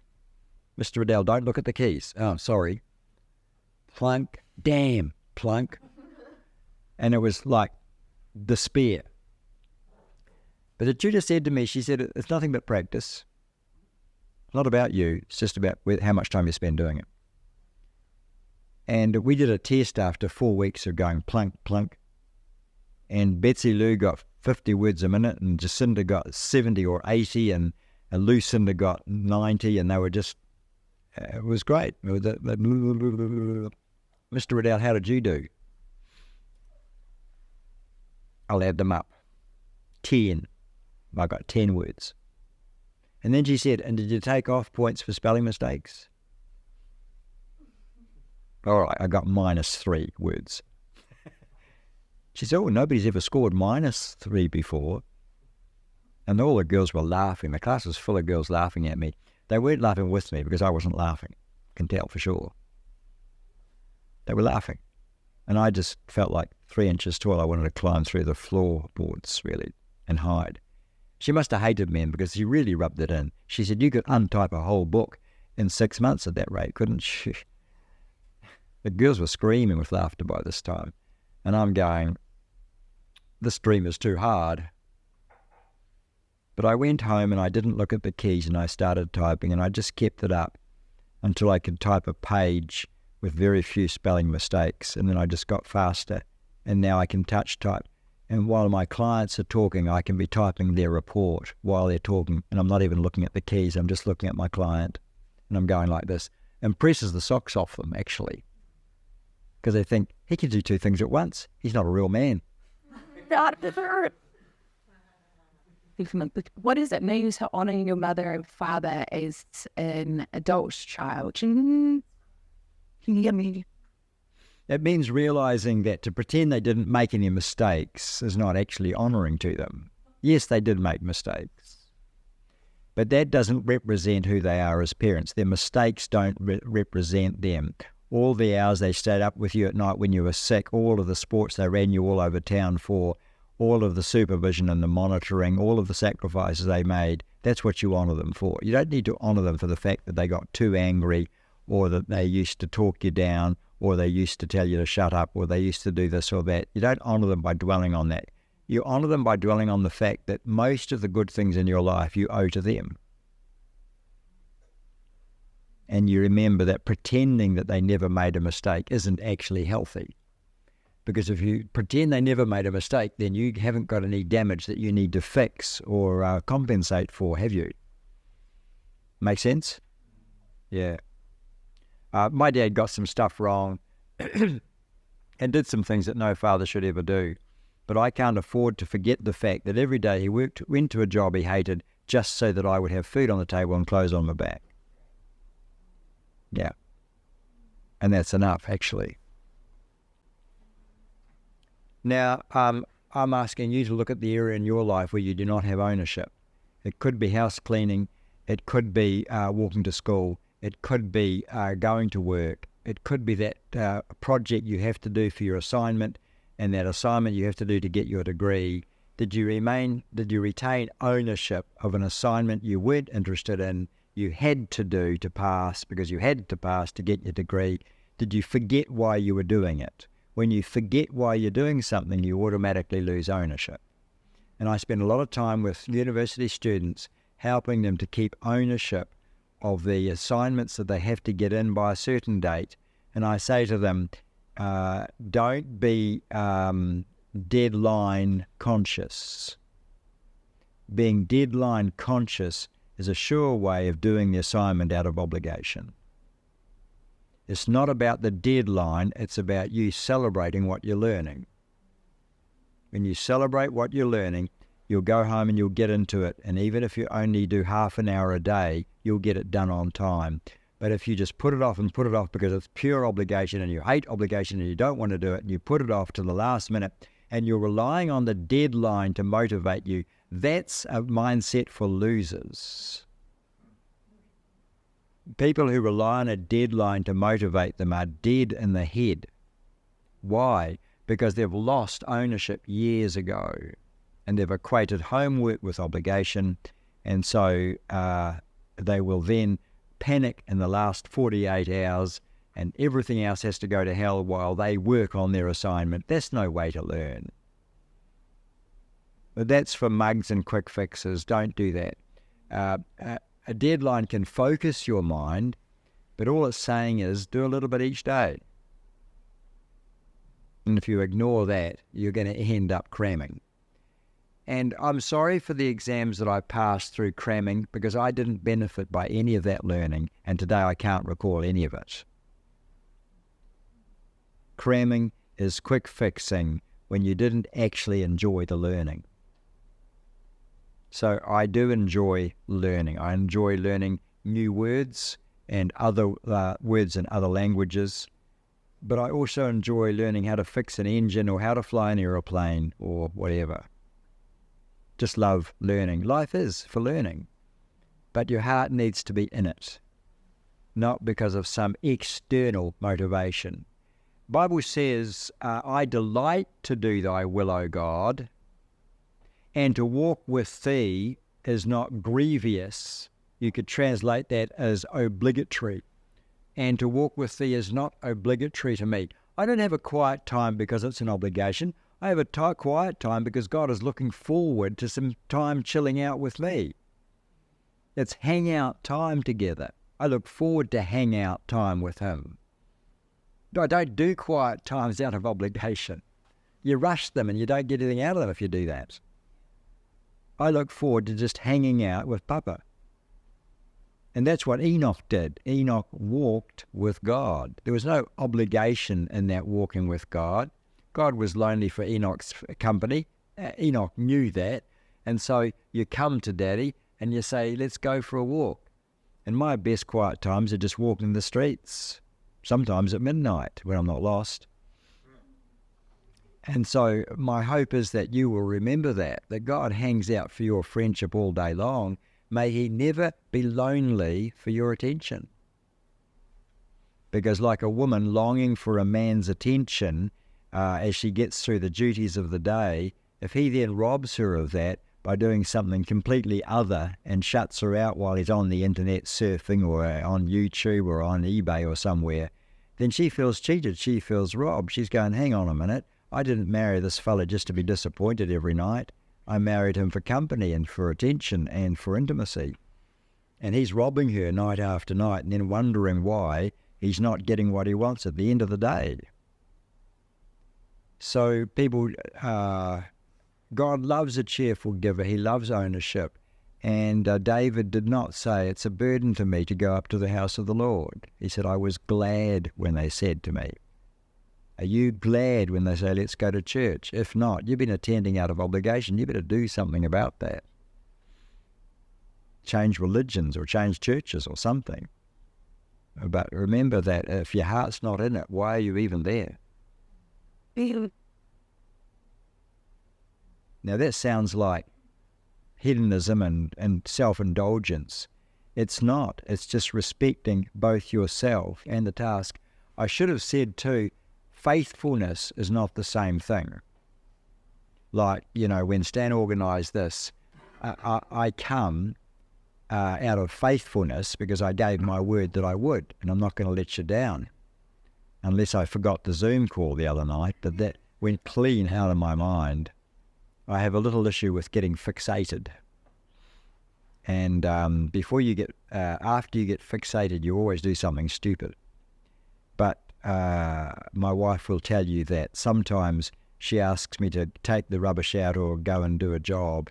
And she comes out half an hour later, where are you? What are you doing? And I've got fixated on something. I had a worker like that when I used to do concrete work and stone walls. I had a labourer, and I used to warn him, now, if you're mixing in the concrete mixer, Rani, do not look inside the mixer. Because when we're mixing plaster, if he looked inside the mixer, and galoop, he would go out to it. He'd be hypnotised. And we'd say, where's Rani? I need this, I need that, I need something else. Oh, he looked into the concrete mixer. and you'd go around the corner and here he is. It was like, I should know about this. This is a work hazard. But some people, some geniuses perhaps, they get fixated and you lose them for a while they're utterly involved. It's the ability to concentrate, actually, and that's a gifting. But the gifting of the ability to concentrate is absent-mindedness. I had a professor who was a genius, and he had this gifting in spades. And one day while I was walking to university to a class, he stopped to light his pipe, and he turned his back to the wind to shelter the pipe while he lit it. And then he carried on walking, and 20 minutes later he arrived home again. And her wife said, "What are you doing here? You're supposed to be at your work." Oh yeah, okay. Turned around and started the walk again. She said, "Don't turn your back to the wind. You'll just come home again." That's concentration, because he wasn't on this planet. He was somewhere else. He was a philosopher, actually. Philosophers do that. Any more questions? Yes. There's all obligation. Yes, all obligation is bad, but not all faithfulness is bad. So try and get the difference clear between faithfulness and obligation. I do stuff because I'm faithful and I promise to do it. That's all there is to it. But I keep my heart in it. I said, that's what I said I'd do, and that's what I'm going to do. Yeah, I taught children's church for a year. I didn't ask myself every Sunday morning, do I want to do this or not? Yeah, that's faithfulness. Yeah. Oh. And faithfulness. Yeah. And so you can do stuff out of faithfulness, but get your heart back into it. Say, I chose this, I volunteered for this, nobody's making me do this, I am doing this because I want to. Just remind yourself of that. Yeah. Can you just tease out what healthy faithfulness looks like as opposed to unsustainable practice of being faithful to a decision?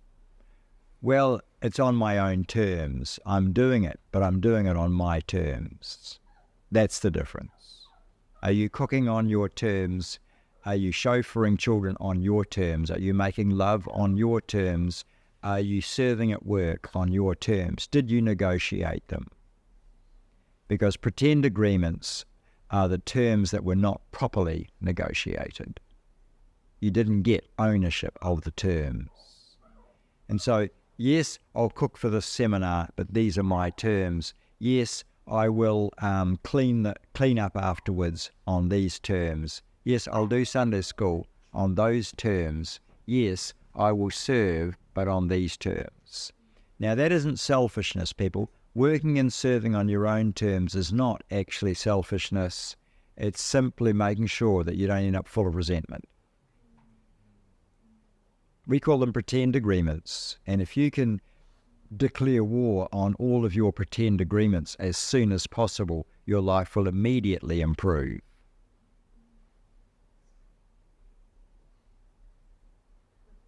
And that's why you negotiate payment, holiday pay,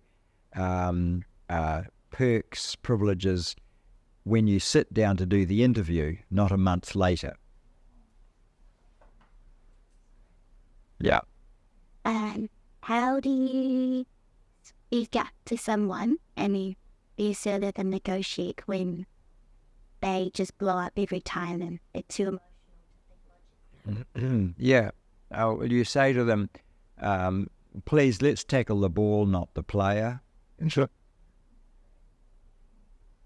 Or can we keep this rational and calm, please, because getting upset and offended isn't going to help us. Or you say, when little children lose their temper, they sometimes get a little smack. And make it funny.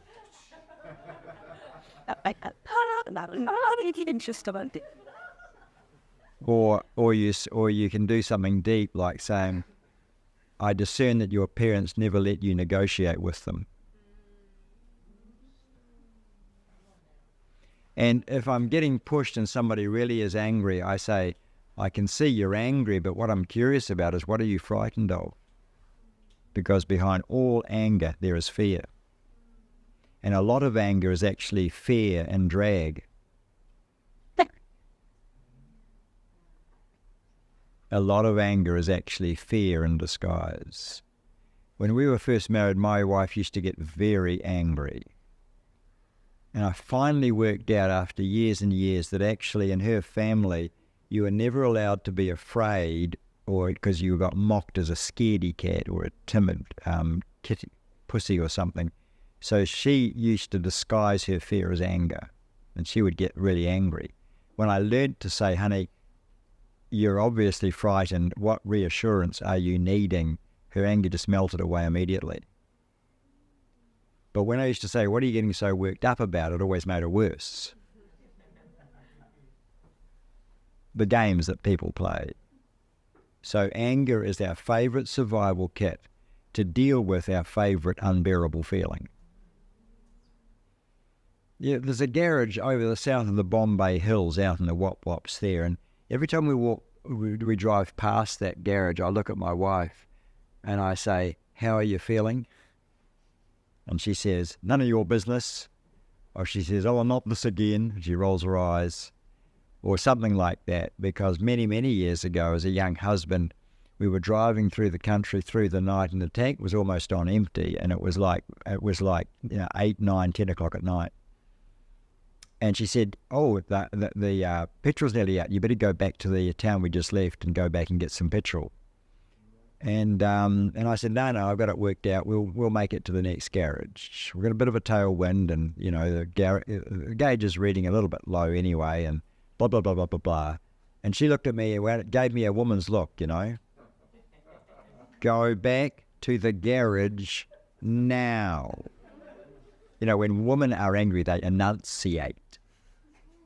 Men just swear, but women enunciate. And so she enunciated the instruction to go back to.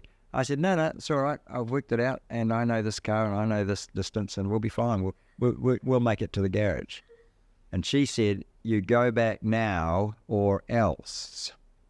Now, when it gets to or else, this is the bottom line. And I said, or else what? And she couldn't think of anything. She said, you don't want to find out, which is bluffing for, I can't think of anything. And so, being a bloke, I just kept going. I'm not going to be told what to do. I can figure this out. I can go, and I just kept going. She had nothing more to say because there was nothing to say. And when there's nothing to say, she says nothing. I tried to make nice conversation, but silence. And the car was getting really cold. The garage came into sight. I coasted the car all the way down the hill. I got it to the fuel station. We drifted into the forecourt, and the motor cut. And I said, see? Perfect. And I looked at her and she said, you're a prick. So it wasn't really the best day of our marriage. I thought she'd be congratulating me and covering me with kisses for how smart I was. Like the opposite. I wore Antichrist titles for days. We got over it.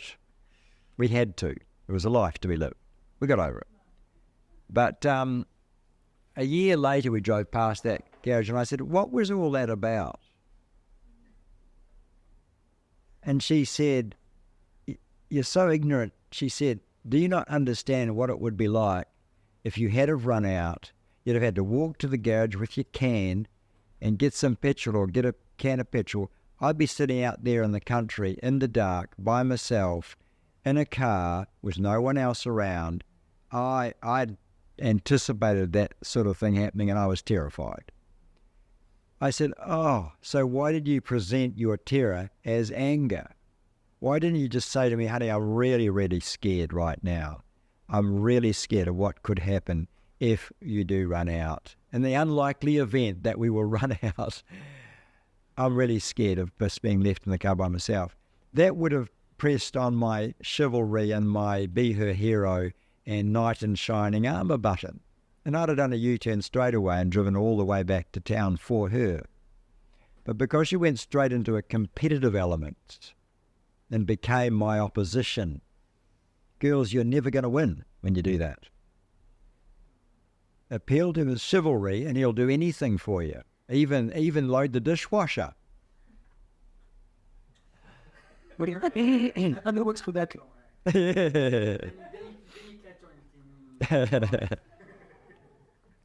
Anyway, my point is that anger is the number one most popular way of trying to deal with fear, and it's always counterproductive. So I'm asking you, as I asked you on Thursday night, what about a life of zero anger? What about getting rid of all anger? Because it never, ever made your life better. You've reached for your anger hundreds of times, but it has never made your life better. It has only ever made your relationships worse, your trust rating worse, and your family backing away from you because you've got a bad temper. Nobody trusts somebody who reaches for anger whenever they're frightened. Make sense? Good questions. Any more? Snap. Yeah. When you got married, you were given the amazing ability to read each other's minds. Well, you're probably the exception.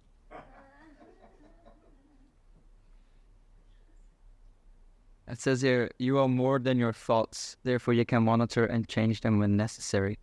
How do you go about changing a negative thought? In the school that I run, I teach you 6 questions, and you go through those 6 questions in a journal, and you learn to identify the mistaken belief. You learn to compare it with what God thinks. Then you learn to replace it with what God thinks or what reality looks like. And you use a truth coach to enable that process. It's just like changing a tyre and fixing a puncture. Step 1, 2, 3, 4. And so the journal has these 6 questions in it, and I get the students to do it every evening until they can do it automatically in their heads. And then whenever you've got a bad moment, you can do trace, face, replace, and you can fix it. What belief set me up for this problem? The belief that I don't need to put the milk away back in the fridge after I've used it? That will set you up for a jug full of sour milk. What belief set you up? Do you get the idea? What belief set me up to run out of fuel? What belief set me up to have a flat tyre and a flat spare? What belief set me up to run the car without oil or water? What belief set me up to have a messy bedroom or a messy bathroom or a messy lounge? What belief set me up? The milk is still out, so the hint wasn't taken. It's still out.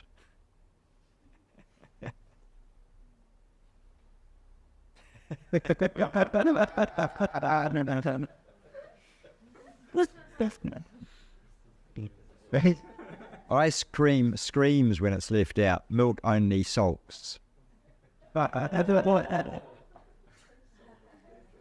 But you see, beliefs set you up for success or failure every hour of every day of every week. And if you don't learn to trace, face, and replace them, you're going to have the same problem next week, and the week after, and the week after. And your spouse is going to wonder why you never learn. And so they'll start nagging to try and fix the problem, which probably won't help. When you start nagging your kids, you need to say, honey, what belief sets you up to leave wet towels on the bedroom floor every night? Instead of saying, put the towel away, put the towel away, put the towel away, you say to them, what belief sets you up to think that it belongs on the floor? Now, when my wife said to me, you know, the bedroom's always messy, I want to find the belief that you're loyal to, because I don't want to nag you, for which I was very grateful. And we worked out that I believe that I haven't finished with it yet. So instead of putting it away, I just put it down. So the bed's covered in clothes, the floor's covered in socks, and the couch and the chair is covered in clothes and stuff. I haven't finished with them yet. And I said, I can never decide whether to put it in the laundry or back in the wardrobe. So it just piles up. You see the idea? And I hadn't realized that I had this subconscious mistaken belief that you don't put it down until you've finished with it. Sorry, you don't put it away until you're finished with it. You just put it down. And that reflected in my shed, in my workshop, in my bedroom, in my office.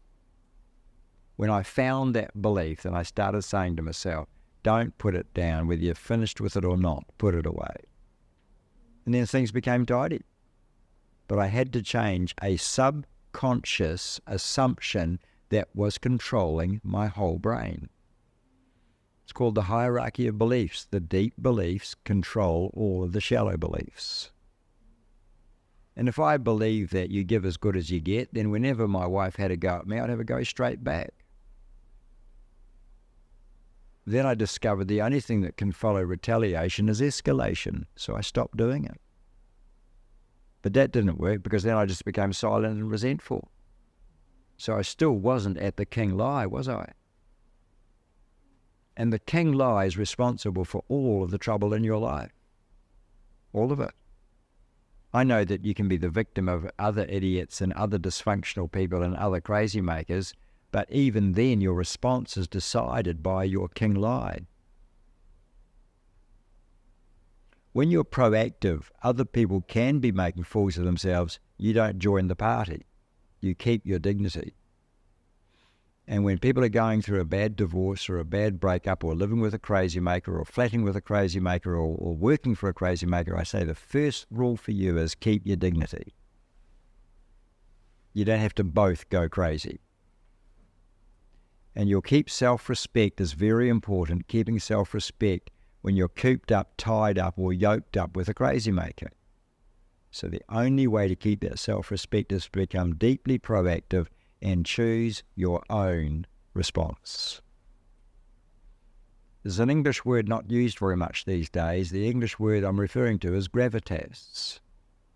Gravitas is a combination of being dignified and choosing your own response. And that will give you mana, and it will give you charisma, it will give you gravitas. And gravitas is why people listen to you. Without any gravitas, you would not be listening to me. I'd be like a comic, a comedian, a joke, a lightweight, a person that you shouldn't bother listening to. But gravitas is what gives you authority in the eyes of your children. And when you have no gravitas because you have no dignity, and you have no dignity because you're not proactive, you're just reactive to everything that's going on, children quickly lose respect for reactive parents. Let me say that again. Children quickly lose respect for reactive parents. And certainly teenagers do. If you know that your mother was highly reactive or your father is highly reactive, you do lose respect for them. But if they have gravitas, you will never lose respect for them. If they keep their dignity in every situation, you will command the respect of the people around you. You know, sometimes I meet with doctors, sometimes with dentists, sometimes with lawyers, and they've got really short fuses and they get really upset and very hyper and really crucialized stuff. You can't respect those people. They might have spent 10 years earning their qualifications, but emotionally they're still children. They fling things around and they, start chucking things and yelling and screaming. You're not going to respect that person no matter how many degrees they've got, because they don't have gravitas. That's the mana, that's the status that you give yourself when you choose your own response to the crazy maker in your life. And it's wonderful to see. It means that you're no longer a child. Children let other people set their agenda for them. Adults choose their own agenda. I want to be an adult in the house of the Lord. And the Bible says, don't let any unwholesome word proceed from out of your mouth, but only such a word as is good for the needs of the moment, that it may edify and encourage. And so I want to choose my own words and not have you choose them for me by your treatment of me or the way you speak to me. That's dignity. You know, I went to an 800-strong boys' school, all boys, and only 2 women teachers in the whole school. That was back in the 70s. And one of those 2 women, they were studies in comparison. One was young and feisty, and she wasn't going to let any of those boys get the better of her, and she would give out punishments like the men teachers did. And the boys were having none of it. This recent graduate, pretty as a picture, foxy babe, they would not allow her to command them, and there was fights in the classroom every day. Her versus the boys. And there was sexual innuendo that put her in her place, and there was taunting and so on, and people would mimic her voice, and it was horrible. Horrible, horrible classroom. And regularly I found her crying in the hallway because it was just too much for her. Old Mrs. Wilson, on the other hand, she was definitely not a foxy mama. No way. Not by any stretch of the imagination. She was like everybody's auntie. But she commanded the boys in her class with perfect silence and perfect respect. I never ever heard her raise her voice at a boy. Not in 5 years of watching her. She never raised her voice once. She would walk softly but carry a really big stick. And by that really big stick, I mean that she did consequences. She would just say, now, sir, you've made it classroom time difficult for me to teach this classroom time. So there's a consequence for that, and here it is. And you're not going to like it. And that was all she said. And all the boys respected her, and nobody had her on at all. Whereas this young foxy babe, fresh out of teachers' college, who tried to do it the man's way by dominating the boys, and none of that worked at all. No self-respecting boy in that classroom was going to get the upper hand. Too much machismo, testosterone, and male pride, I think. But I just found it interesting that boys respected gravitas the moment they saw it. Yeah. Dignity. Keep your dignity, girls, if you want his respect. So this is living wisdom, and living wisdom is a combination of psychology, theology, and biblical studies, and it's all designed for your success. I love succeeding. I love success. I love to succeed, and I've discovered that making friends with failure is the path to it. Who knew? So we're winding down to our soft finish now, because I have expressed what I had for you, and I hope that I've done it in a way that makes it easy for you to assimilate it. And I haven't used many stories or analogies, but the ones that I have used, I hope, have proved to be useful. Remember the one, to make your bed, you should get out of it. Turn around and inspect it. And to make your mind your friend, sometimes you have to step back from it, saying, what the dickens is going on down there? Why am I reacting in a way that I'm reacting? Why am I overreacting to what's going on here? Hard to pick that one until 24 hours later. Then you can realize that you've overreacted, I guess. But that is living wisdom. There are other modalities that you can work in as a counselor or as a caregiver. But I like living wisdom, not because I invented it, but because it covers all the bases. It covers all the bases. The feelings, the emotions, the moods, the memories, the traumas, the life skills, the Bible knowledge. It does, I believe it covers all the bases. Any questions? David, just going back to that car incident. Yes. How did your relationship with your wife develop to a point where she didn't have to hide her fear? Yeah, because I became a psychologist so I could stay married. And she thinks that's very funny. She said, you should be very grateful to me. I've given you so much raw material to work with. I said, darling, I developed living wisdom so that I could remain your husband. But there's some truth in that. But, you know, when she knew enough language to be able to say, I was hiding my unbearable feeling of fear behind a survival kit of anger, then we're on the same page, you know. No, it was also about me because my protective instincts should have eclipsed my pride. I was acting on my pride as a male driver who knew his vehicle and the conditions. But, you know, if I tried that in an aeroplane, I'd be fired. I'd be sacked. Yeah. Awesome. Thank you, David. Hey, we're going to go a few minutes left. So I don't know what to do with a few minutes. Just, is there anything that you want to cover? You want to talk about your living wisdom school in Auckland? Just quickly. Sure. Yeah. You say 1 minute. So if you give you opportunities, right? Oh, did you want me to jump? I'll just speak up a little bit. Sure. If you do get the opportunity to do living wisdom with David, I would recommend it. There's nothing like doing the school with him. But we are sending out schools in Auckland in the evenings for people, try to make it as accessible as possible. So there's payment plans available. And we'd love to have anyone who's interested in coming along. Also, if you have a church or an organisation that you think could benefit from living wisdom, I'd love to have a chat. Obviously, you've gotten a taste of it today, but living wisdom changes lives. It's changed my life. It's changed Talent at Sand's lives as well. And we can't wait to see it change your life. And I want you to see Helen and Stan and Jessica as my Auckland ambassadors. If you want to know anything, talk to them. You've always wanted to be an ambassador, haven't you?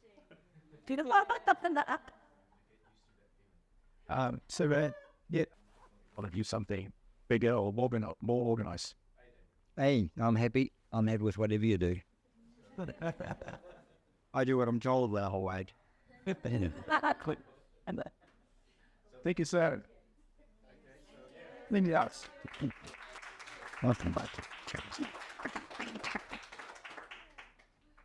Now I'm going to sing for you.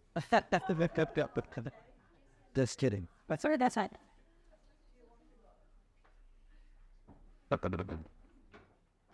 I'm learning on my own from Les Miserables at the moment. And I'm learning other roles that I done cool.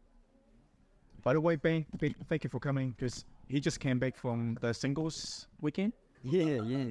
from Nelson. Yeah.